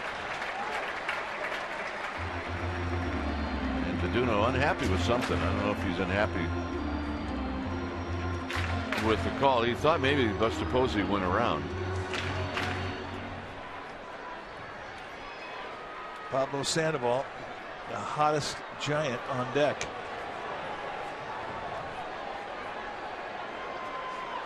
With the bat in his hands.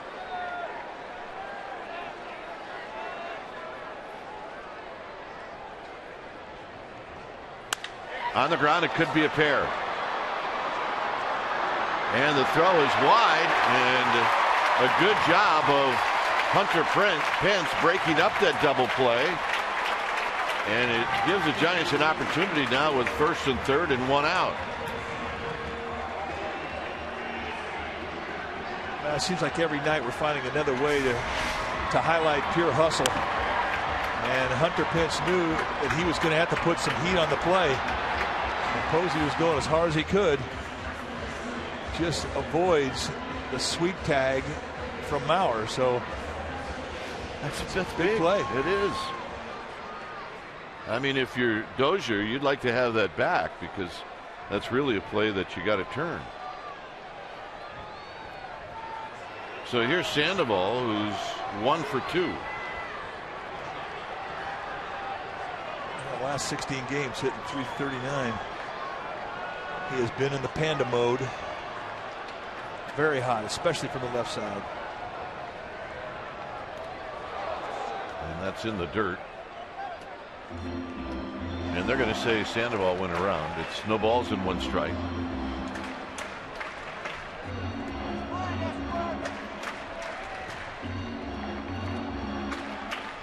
Left-hander now in the bullpen for the Twins.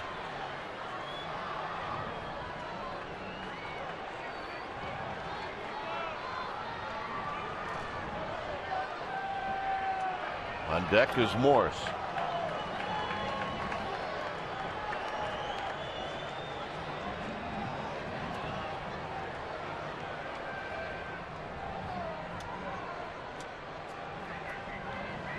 Breaking ball, and Sandoval was right on it, but he fouls it out of play. He about came out of his shoes on that swing, and he had a good pitch to drive.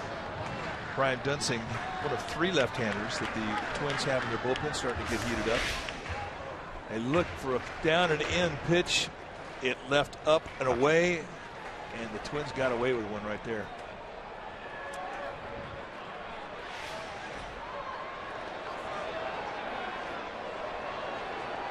Oh, 2.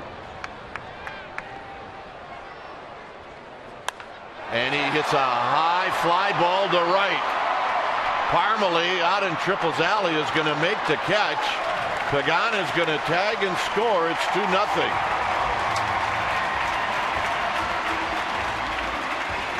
Now he had to go way down to get this one. I mean, this is almost shoot top high. And in a 2-strike mode. To say that this is a good pitch to get up in the air, it's not an easy thing to do. He just goes out on his front foot and golfs it out about 370 feet. He fouls off the hanger and he hits this one and puts it in play. Go figure. As Morris is going to hit with 2 outs. So Sandoval's got both runs batted in this game. Got the eye black on. That's a Will Clark fan right there. She's raising that little one right. That uniform on that little child fits better than any uniform I ever wore. It's perfect. It's going.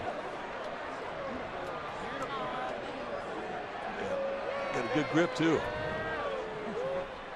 So here's Morris. Swing and a miss. He loses his helmet. No balls and 1 strike. Remember Larry Parrish? Absolutely. Third baseman with the Expos and the Rangers. Used to do that at every swing. Swing and his helmet would come off and he'd catch it.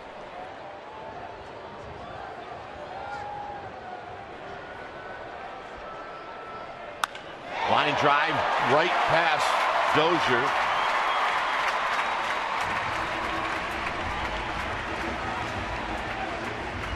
And this is probably it, I would think, for the Duno. Well, they've got Dunsing ready to go in the Twins bullpen. And with Colvin, the left-hander, coming up, Gardenhire starting to make a move, and here he comes.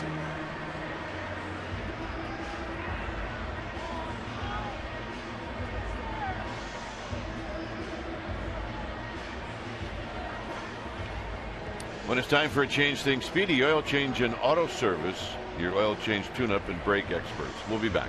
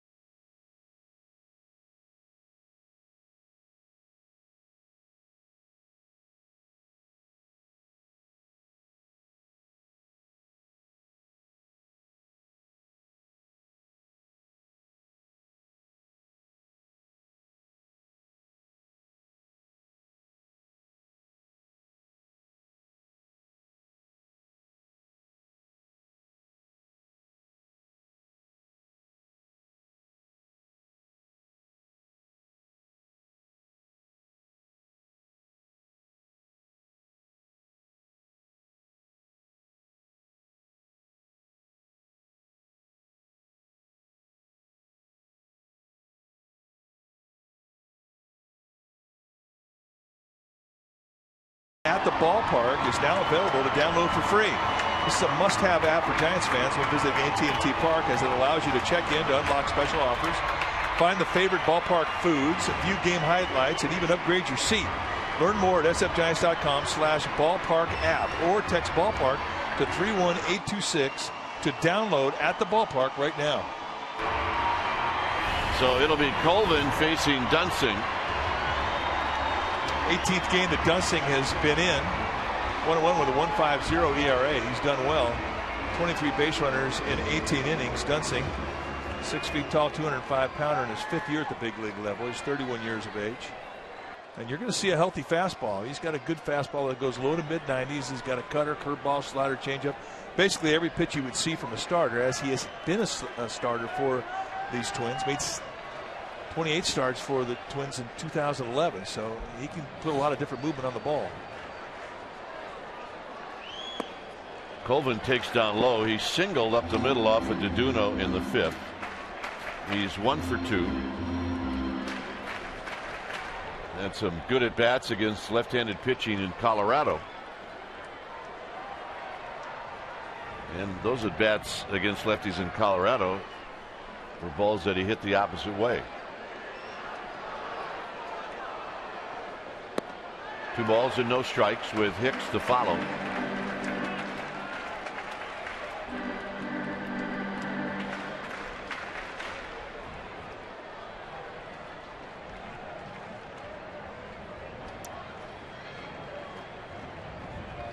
Two and 0.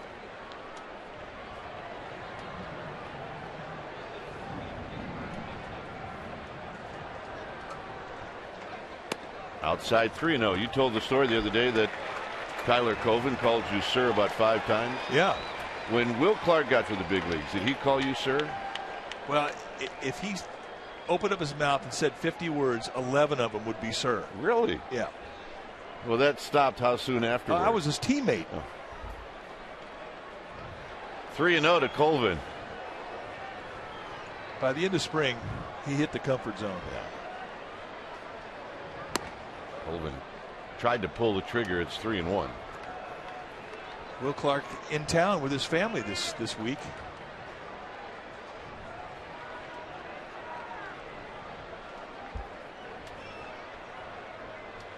Posey at second.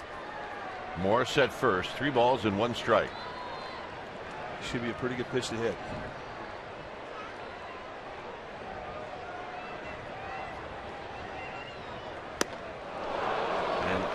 That's the kind of swing you like to see. Well, he got the challenge fastball he was looking for, and it's pretty much the same pitch you saw 3-0, same location. And that's all you can ask for. They set the target away. I mean, that thing goes right back middle in above the thigh, and that's a location you can really do some damage with. So it's 3-2. Now the runners will be on the move.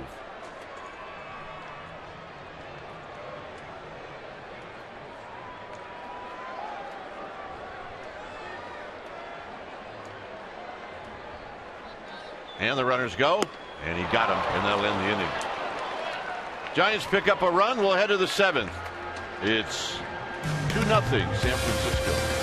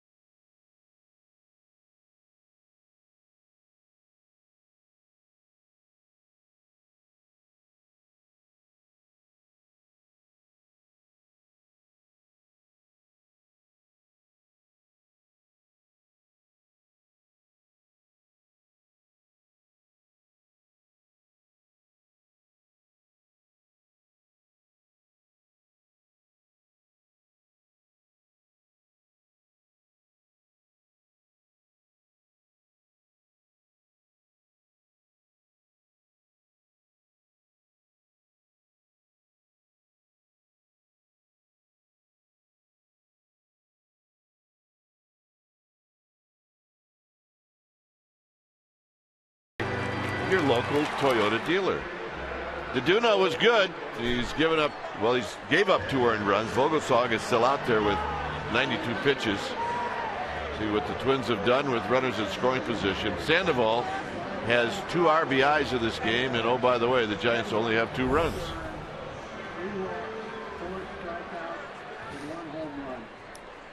So it'll be Jason Kubel to lead things off, then Escobar, then Hicks. 7th inning.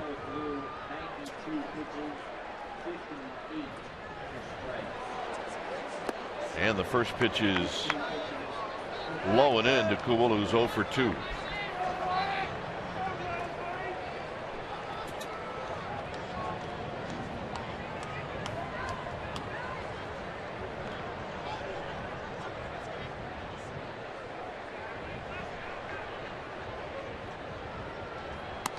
Wide, 2 balls and no strikes. Vogelsong has only walked 1, and that was Plouffe in the first inning.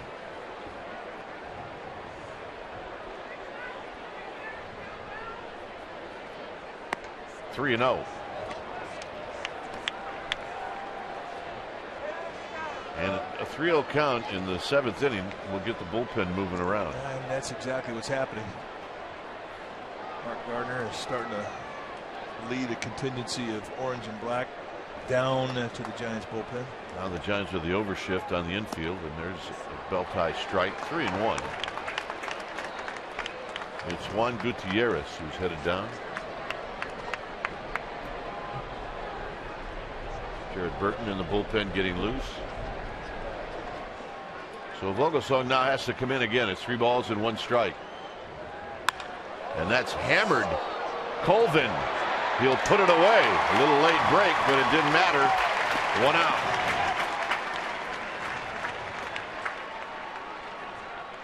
Now Kubel's been through this route before. This ball was absolutely crushed. But on a night where you're seeing very little carry, it just becomes a big league hang with him. Kubel, who had played a lot of ball here when he came in with the Arizona Diamondbacks, knows that there are nights here that you get no carry, and this is one of them. Down low to Escobar, 1 for 2.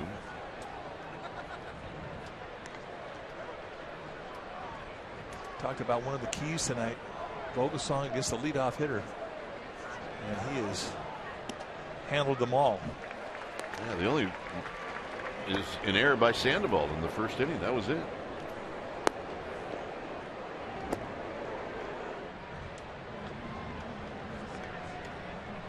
The 1-1 is low and away. 2 balls and 1 strike.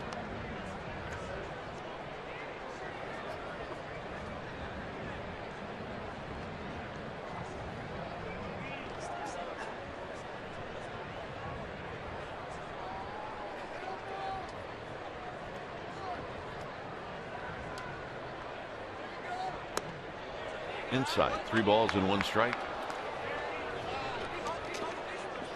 So another 3-ball count. 101 pitches on the night. Bullpens are getting going early because it does take a little bit longer to get loose on a night like tonight. Colvin. 2 down. And on a night when you don't have much carry in this ballpark, just work the outside part of the plate. If you fall behind, just go away, away, away. And there you see the distribution of pitches. Just one inning where he really went way above the preferred 15.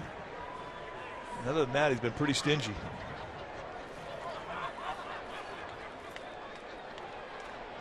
Well, the error in the first really caused Vogelsong to throw a lot more pitches. It's still going strong here in the 7th with 102. Hicks with a big swing and a foul. It's 0-1.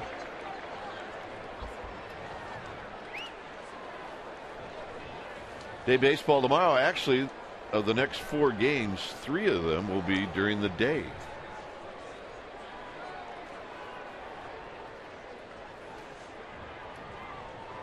You're okay with that, right? Oh, yeah.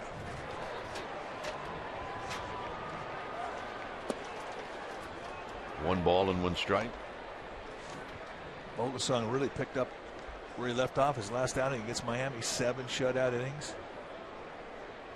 Here he has been spectacular tonight. Swing and a miss. 1-2.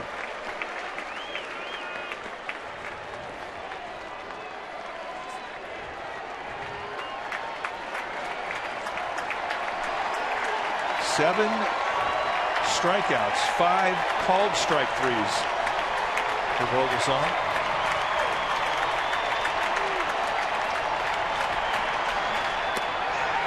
Outside, 2-2.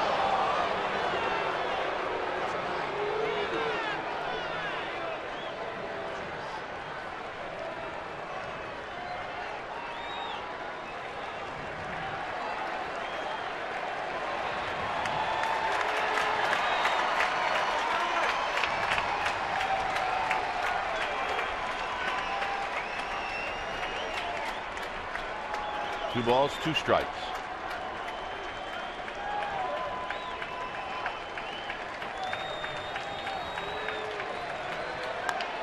Vogelsong's got it. He'll spin. He throw high and safe at first is Hicks. I heard the throw.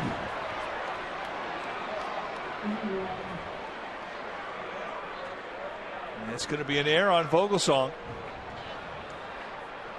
And really, you got to tip your cap to Aaron Hicks, who was busting his tail on the comebacker to make this work.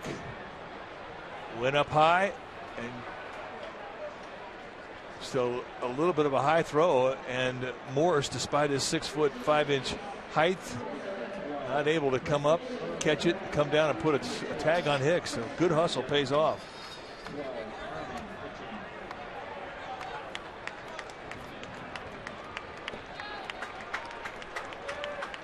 And that's going to be it. He's coming up. 107 pitches. The pinch hitter announced was Chris Herman. Colvin is coming out of the game. Blanco's coming in.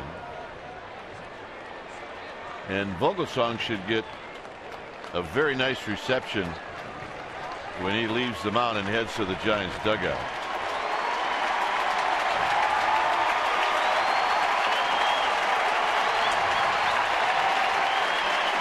When it's time for a change, things speedy. Oil change and auto service. Your oil change tune-up and brake experts.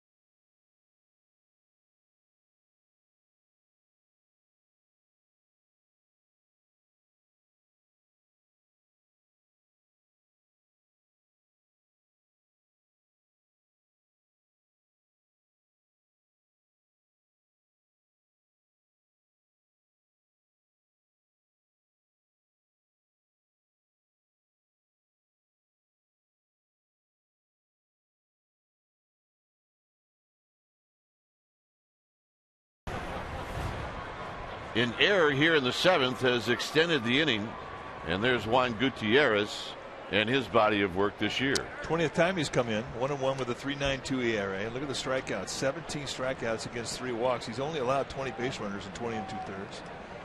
You're going to see a mid-90s fastball, curveball, slider, changeup. And I would say he throws more curveballs than any other specialty pitch. You saw Blanco in left.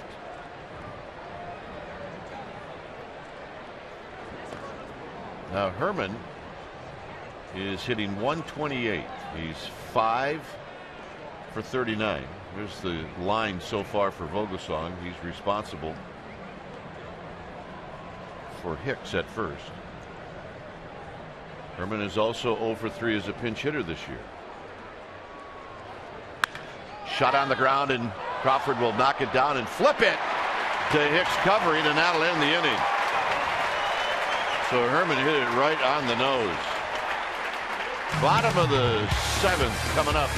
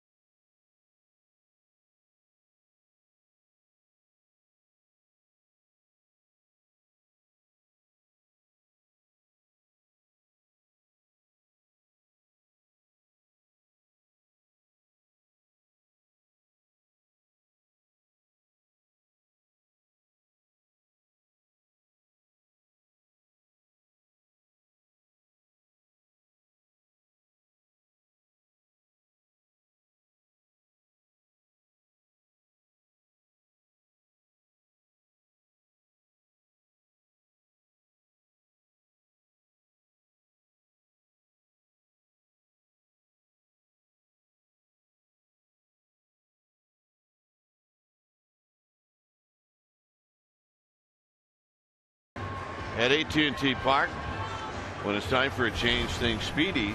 Oil change and auto service, your oil change tune-up, and brake experts.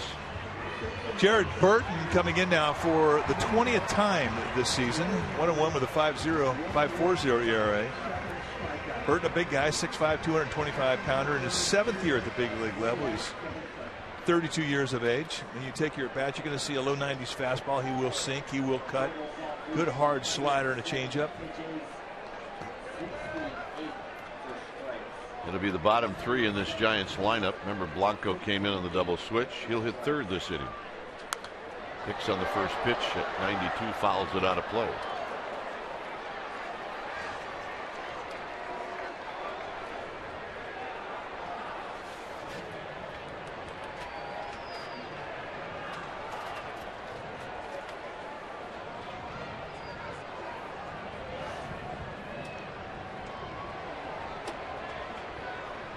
Swing and a miss, nothing in 2. Yeah, that's a good changeup right there. And when he gets that thing going, he'll ride it hard. So, is it safe to say that everybody throws a changeup now in the world? Yes. I mean, there was a time when maybe one guy on the team threw it, if you're lucky. No, you're right. I mean, that was our generation. I mean, you could put the really great changeups on one hand in both leagues. A lot of big, slow curveballs and sliders. That's what you saw. But now, because the changeup is taught a much easier way to throw, and guys can control it. I mean, it's not uncommon to see young pitchers come out of the minor leagues, 20, 21 years old, that throw mid-90s with 2 types of fastball, a curveball, a slider, either a changeup or a split, which is essentially the same thing, and a cutter. They have 6 different types of movement they can throw at you, and they're throwing mid-90s. And Hicks is out swinging. All right, let's check in with Amy G. All right, gentlemen, a new edition of Bull Shootin' ready at CSN BayArea.com. George Contos sits down for a visit. And, guys, he talks about that yo-yo effect of the majors, going up and down from AAA to the bigs, how he deals with it, and he shares who his favorite teammate is, who continues to impress him. It's a really good pick. Dwayne, you got to watch it to find out. CSN BayArea.com. Bull Shootin'. Probably do it when I walk into the door tonight at about 11:45. Yeah, that's a good time. Here's Crawford. We were talking about the changeup. There's a guy in the very next booth, the color analyst for the Twins. He's in the Hall of Fame. And I don't remember him throwing a changeup. Well, he didn't have to. Bert Blyleven, a lot of people believe he had the best curveball in the history of the game. It was a good one. 2-0 to Crawford.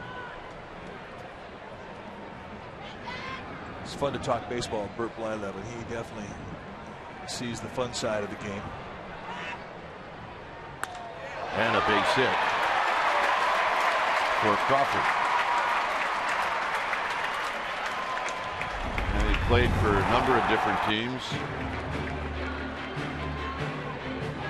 See his Twin days, those were the early days. This is a little bit later in his career.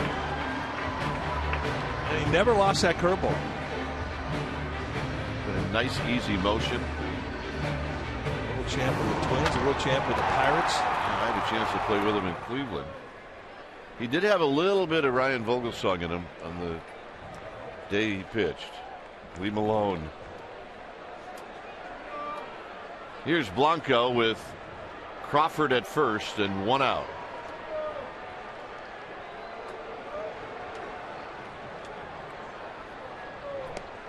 And Crawford takes wide. 1 ball and no strikes. Here's Affel. He's getting ready. He's probably thinking about Joe Mauer. Juan Gutierrez will probably start the inning and face Brian Dozier, the right-handed hitter. And then have Affel come in and face Mauer. Foul back. It's 1 ball and 1 strike.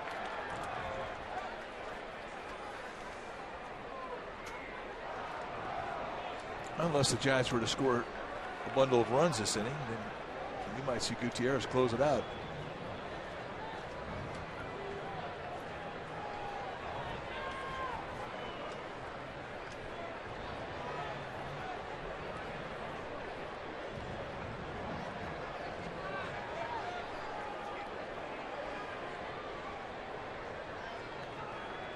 Escobar and Dozier are at double play depth. Blanco with good speed. It'd be tough to double up.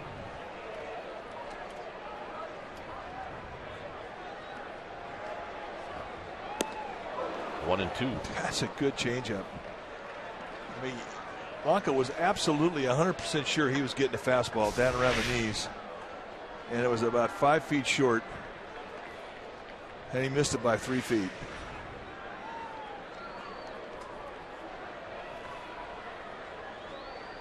Got a little pine tar spot on his brim.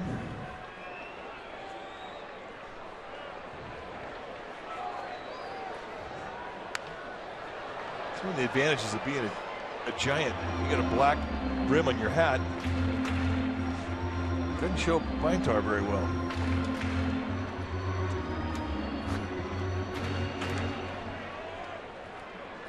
There you go.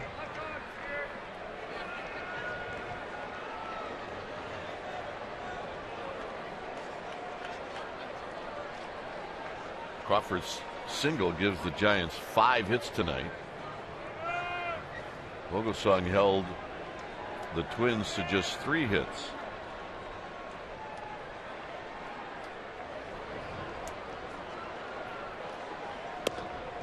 Two and two.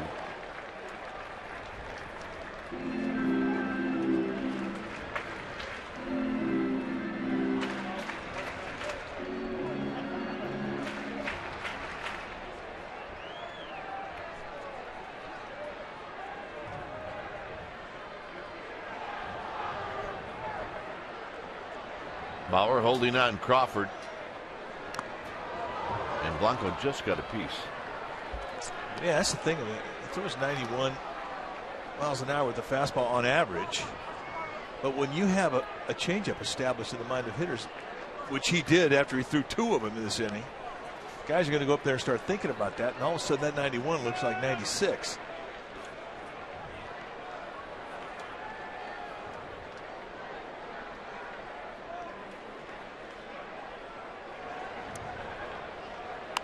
Foul back. So Blanco's given Burton a battle.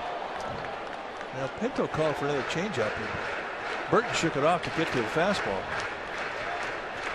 And Gregor Blanco has been swinging the bat well here the last 10 days.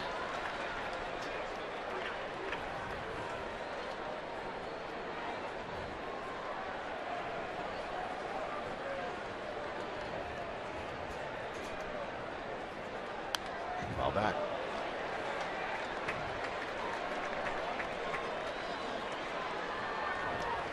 So the sellout crowd looks like 41,724.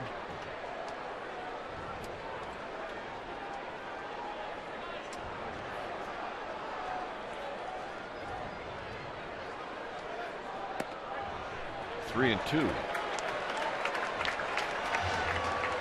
So this has been a very good at bat for Blanco. Next pitch will be number 10 in the at bat.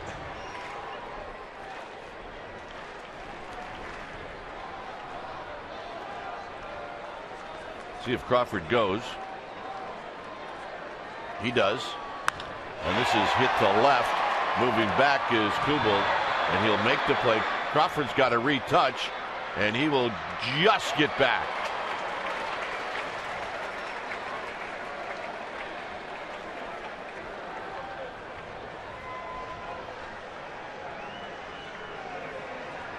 Take a look at Brandon Crawford. He's looking, he can't find the ball. Now when he finally locates, he's got to go back, retouch the bag. And I think the ball actually hits him when it does. It hits him in the leg. So here's Pagan. That was a bit stressful. It was. A lot going on in a line drive to left field. Pagan singled and scored in the 6th inning. He had a line drive right over the leaping Escobar.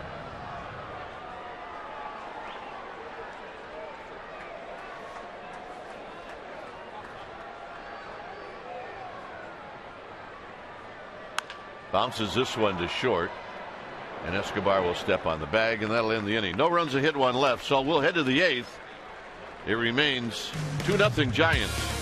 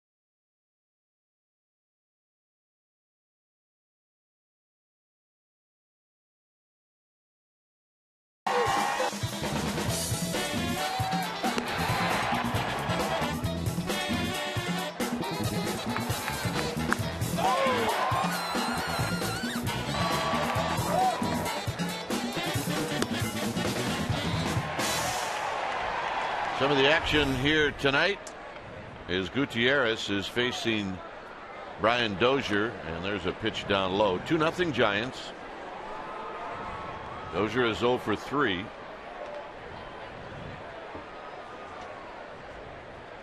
And this is the top of the order for the Twins.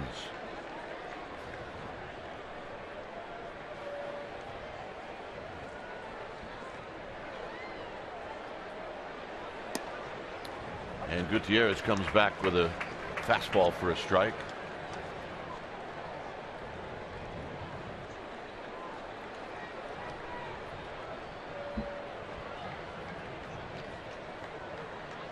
Mauer on deck. Both Machi and Affel up in the bullpen. Dozier lines this one, but Pagan is there, and he'll make the catch. They call sinking. And Bruce Bochy's coming out. When it's time for a change, think Speedy Oil Change and Auto Service. Your oil change tune-up and brake experts. Affel coming in. We'll be back.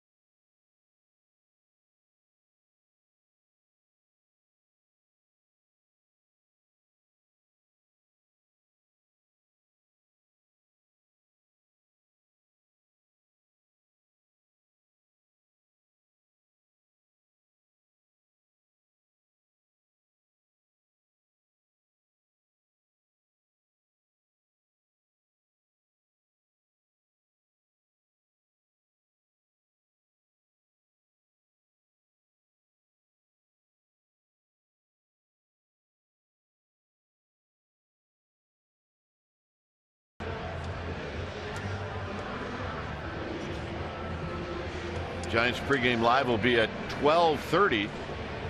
The first pitch will be right at the top of the hour, and you can see it right here on Comcast Sportsnet Bay Area. It'll be Ricky Nolasco against Madison Bumgarner.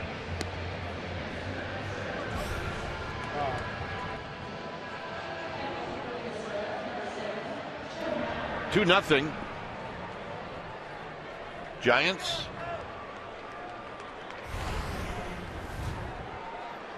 Jeremy Affel, the new pitcher. 18th time that he has come in. 0-1 with a 1.72 ERA. Low 90 sink with the big curveball and a split combination. Round off his 3 pitches. 15 strikeouts in 15 innings against 3 walks. He's been very good, very consistent. Facing Mauer, who's 1 for 3.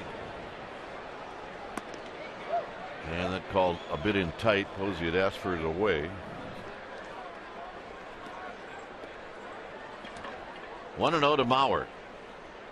Giants give left center field to Mauer, and they've got Blanco in left field guarding the line. There's a strike to even the count.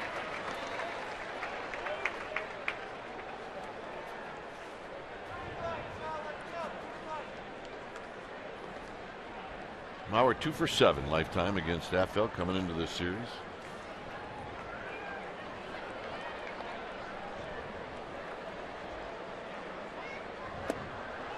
And he's going to get the call, 1-2.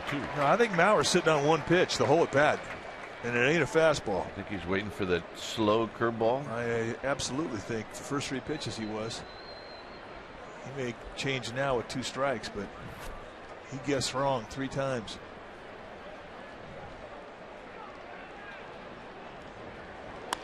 And he hits this on the ground to Hicks. And Mauer will be retired. I think he looks breaking ball a lot. Yeah. You think back on those breaking balls that Vogelsong threw him, they were good. They were good breaking balls, and he was not fooled.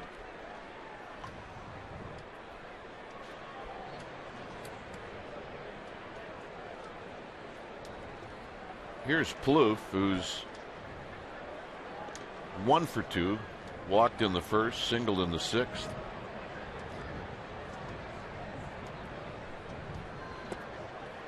And a breaking ball, and it's 0-1. I mean, that's such a big breaking ball, and to get it over on a first pitch, I mean, nobody's going to look for that. You're hitting off the right side. Great way to steal strike one.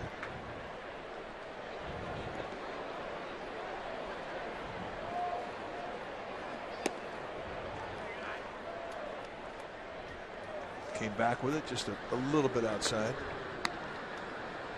Casey Fien, the right-hander from Cal Poly San Luis Obispo, starting to heat up. Cal Poly, the Harvard of the West. Some gamer babes from San Luis Obispo. Oh yeah, very happy to be here. 2-1, 3-1.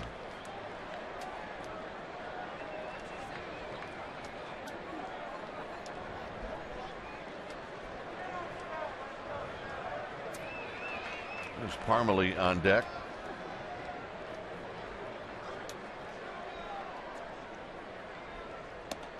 And the walk.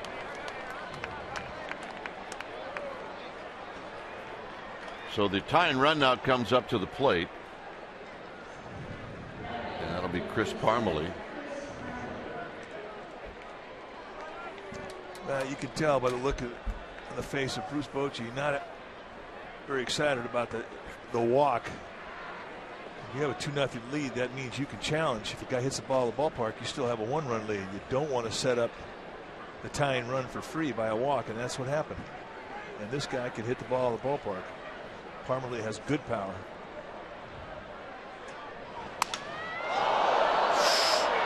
Hicks is going to get the weird spin, and he'll throw him out. That barrel of the bat went 30 rows back. Bottom of the 8th coming up. Everybody all right? Yep. We're good.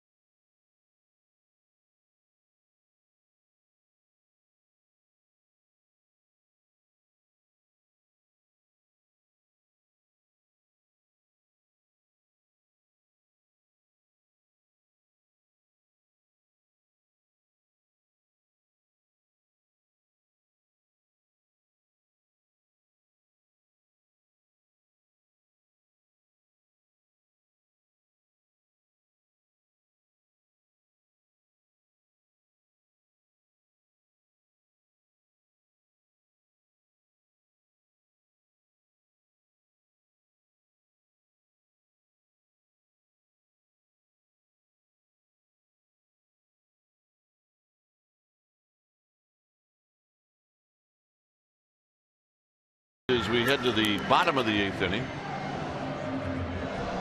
All right, time now for a Ford Right choice. And Pablo Sandoval, who has been in the panda mode for about 2 weeks, gets the Giants on the board with an opposite field home run.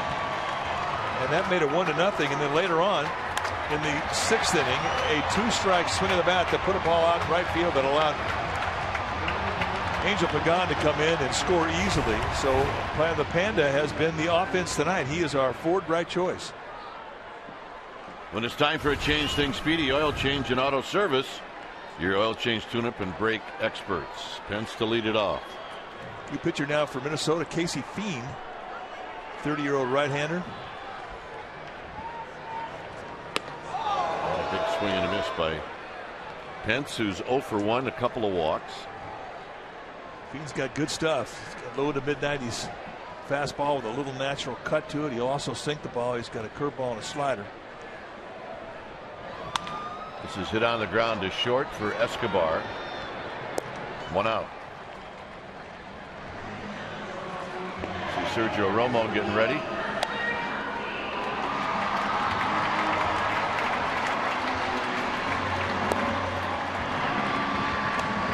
Buster Posey tonight is 0 for 3.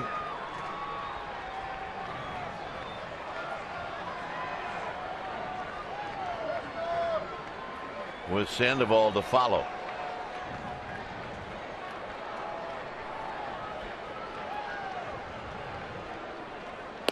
And it's low, 1-0.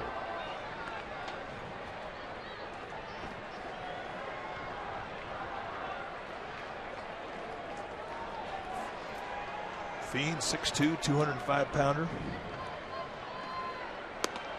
And Fien will get the call. It's a ball and a strike. He was born in Santa Rosa, but he grew up in Southern California, lives in Buena Park now. As we mentioned before, came out of Cal Poly. 1 ball and 1 strike. Posey pops this one over by the Twins dugout and out of play. Don't forget to check out Sportsnet Central tonight after Giants postgame live right here on Comcast Sportsnet Bay Area. It's 1-2.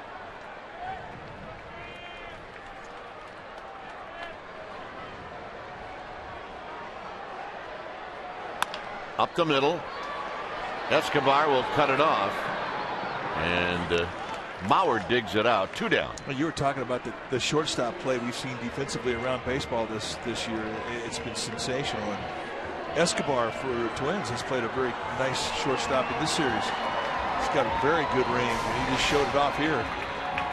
Going far to his left. Off the right foot. Gets his man. Good play. Sandoval with a home run, a ground out, and a sacrifice fly.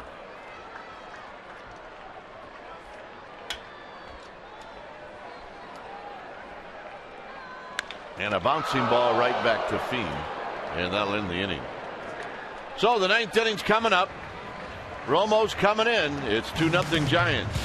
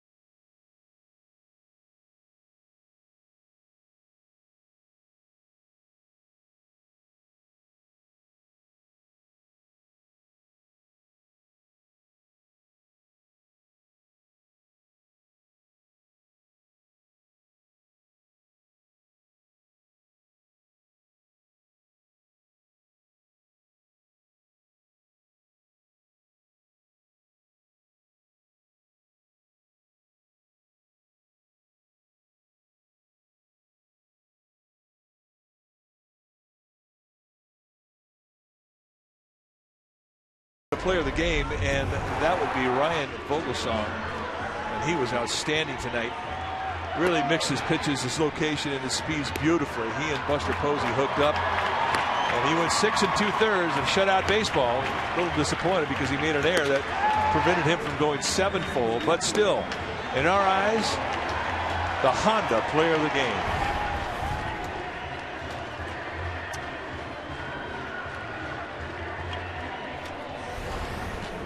New pitcher now for the Giants. Their closer, Sergio Romo, coming in for the 23rd time. He's 15 for 17 in saves and save ops. 3-1 with a 3.00 ERA. Opportunity to have a save here at home. Romo with the high 80s fastball, a no-dot slider, sinker, and changeup.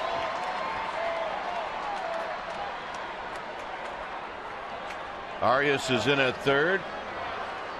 Pinto is at the plate. And the first pitch to Pinto is a slider for a strike, and it's 0-1.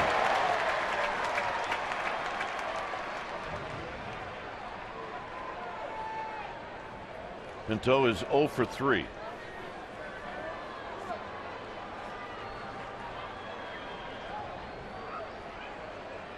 Swing and a miss. Nothing in 2. And you know what Pinto's thinking? When that first one was called a strike, he had to cover. And there was no lower body in that last swing. 2 pitches, 2 sliders, 2 strikes.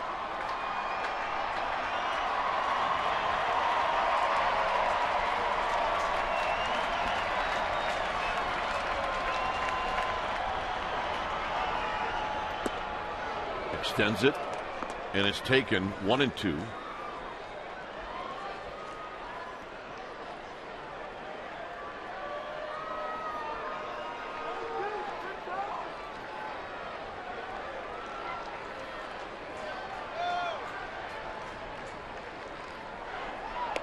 Two and 2. So he comes back with a fastball. A little sling in that delivery. Not happy with that one.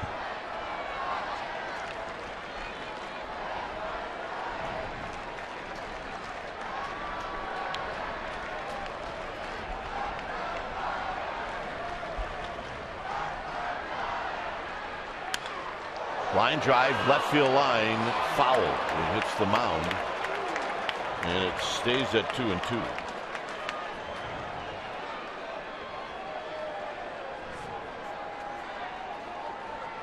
Slider had a little hang time on it. And this really for Romo is getting back on the horse. His last outing in Colorado, he had a blown save, and that is not something that sits well with Romo.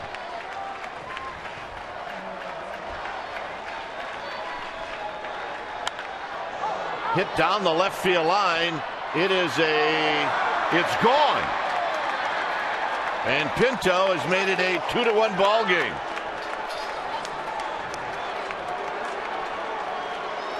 It's his 7th of the year. Did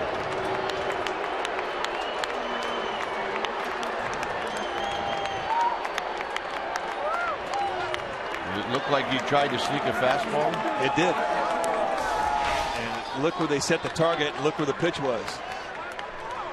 And they set that target at the knees on the corner away. This thing went up and in, and Pinto, who's a short-armed hitter, will cover that middle in area very well, and he did. So here's Kubel, who takes down low. He has faced Romo before. He's 0 for 2 lifetime.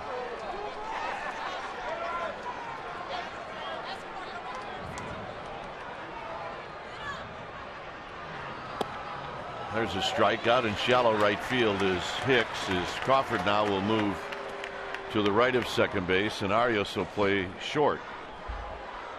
It's 1 ball and 1 strike.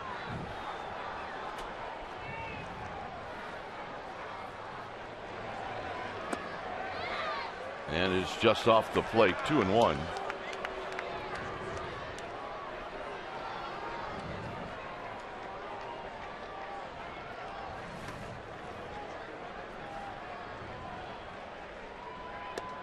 Three and 1. And he's got sling in that delivery, and it's not enabling him to paint the corners like he normally does.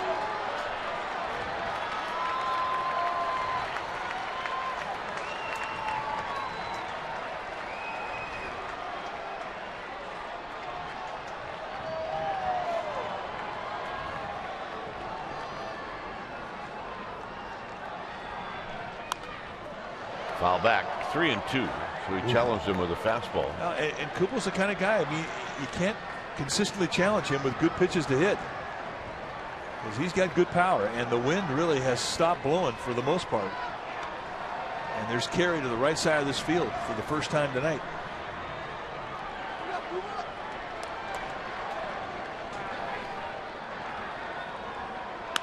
On the ground, hit at Crawford, and Crawford will make the play. 1 out.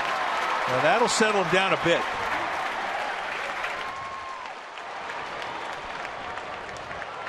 He goes at him with a 3-2 sinker and gets the ball on the ground, and now Posey wants to come out and talk about it. It's when you got to trust your catcher, because they'll tell you what's working and what's not. Meanwhile, Perkins, the closer for the Twins, get heated up. Swarzak, if this game gets tied, will be the pitcher. If the Twins take the lead, you'll see Perkins.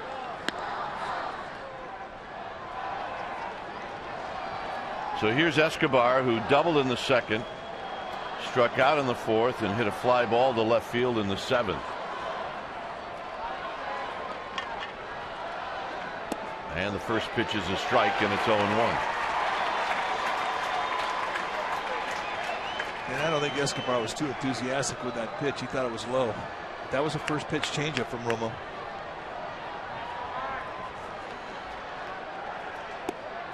And 2. And he comes around and wraps the outside corner with a slider. And that may have been the message that Posey came out to talk to him about, because he called for a 3-2 slider and then at bat to Kubel, and Romo shook it off. And here he gets the outside corner with the first slider. He's throwing a lefty tonight, and he's making him throw it. And he just got a piece. Posey called it, and Romo shook it off. He called it again. Said, throw that thing. He gave an outside target.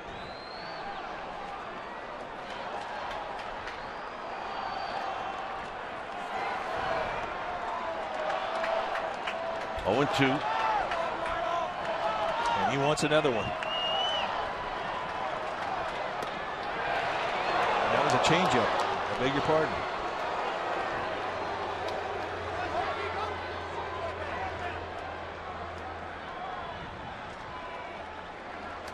Suzuki on deck. He'll hit for the pitcher, Fiend. Got him. And there was another slider. And that'll give him confidence.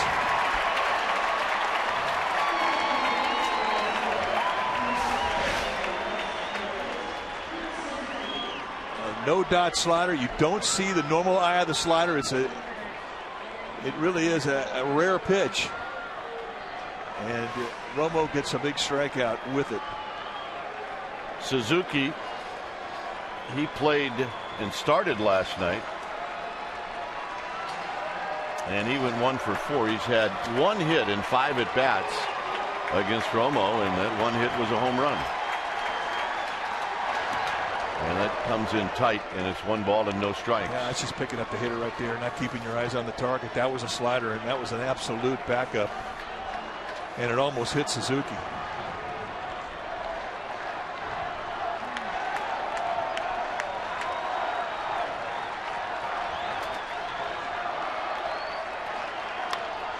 Right back to Romo. Ball game.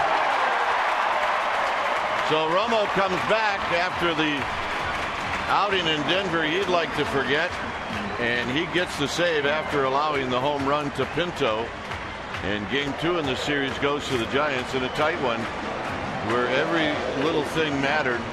And in the end, it was a 1-run win for the Giants. Well, a good baseball game. The Giants played a clean game for the most part. And the book on the Twins was that they were not a team that would beat themselves, and they have not done that. They play clean defense, but the Giants really have come up big when they've needed to. Every time the Twins have had an opportunity to knock in a runner in score position, the Giants have pitched through it. And that was the difference in the game today. So if Logoson's going to get the win, he goes to 3-2. And his line is very impressive. 6 2/3, 3 hits, no runs, a walk and 7 strikeouts. And for those who doubted Brian Vogelsong, he's come back strong. Well, it just tells you all about mechanics. And last year, I mean, he was struggling to find 90 miles an hour. He didn't know where it was going, and it didn't really have a lot of movement. He was out of whack. Then he got hurt. Then he came back. He started to fight back and find some mechanics, but we started to see it happening for him this spring, and it layered the confidence part. And right now, he's firing on all pistons, and he's throwing like he did in 2012. All right, let's check in with Amy with a guest. All right, gentlemen, thank you so much. Pablo Sandoval, great game, great win all the way around. You guys are 23-5 when you score first, and you've done it the last 2 games for this team. How important is that? How motivated are you guys to get on the board early? You know, we have to do that because we are a good pitching staff. We're starting rotation, so we try to do the best we can out there with men in scoring position. We try to help the team to win games, so that's what we're doing. Back-to-back homers for you in your first at-bats for yesterday and today. What's different for you at the plate from the beginning of the season to now? Because you look a lot more confident and you look like you feel real good. I just try to calm down myself, you know, try to use the whole field. That's what I've been doing right now. I get the pitch dip. You know, try to put it better on the ball. That's what I've been doing, especially with the strike. Ryan Vogelsong, outstanding tonight. You're watching him. You're standing right behind him. What did you see? No, he missed all the pitches he was throwing down. That was a good kid for him. You know, he threw the ball well today. You know, I hope he keep doing that with the pitching rotation, the starting rotation. Keep doing that. You know, we try to win some games, win some series here. We try to do the best we can. Pablo, this team has an ability to pick each other up. You know, when Belt goes down, you got hot at the plate. If Pagan was hurt, Blanco came through. How much do you feel this vibe on this team? You know, we got good chemistry. No matter what, who's down, who's up, we try to do the best we can. We play each other. We try to win games. We play every guy out there. Every guy try to do the best that we can. So that's what we do. That's the thing we know. You know, please play each other to win games. Last thing, I feel like there's a developing story, guys, with some cowboy boots and Pablo Sandoval dancing before his first AB. Anything you want to share with the fans? They're very curious. It's funny. I've been wearing that boot after Mother Day's game, so I start getting hit, so I still put it on. They bring it down when I didn't use it before the game, so they bring it down. I started using down the first at bat, so I started dancing, and they're making fun of me. You know, I start hitting well, so I'm gonna keep using. Nobody's gonna make fun of you anymore. Keep the boots, guys. Let's go up to you. All right, thanks, Amy. Giants win this one 2-1. Any final thoughts?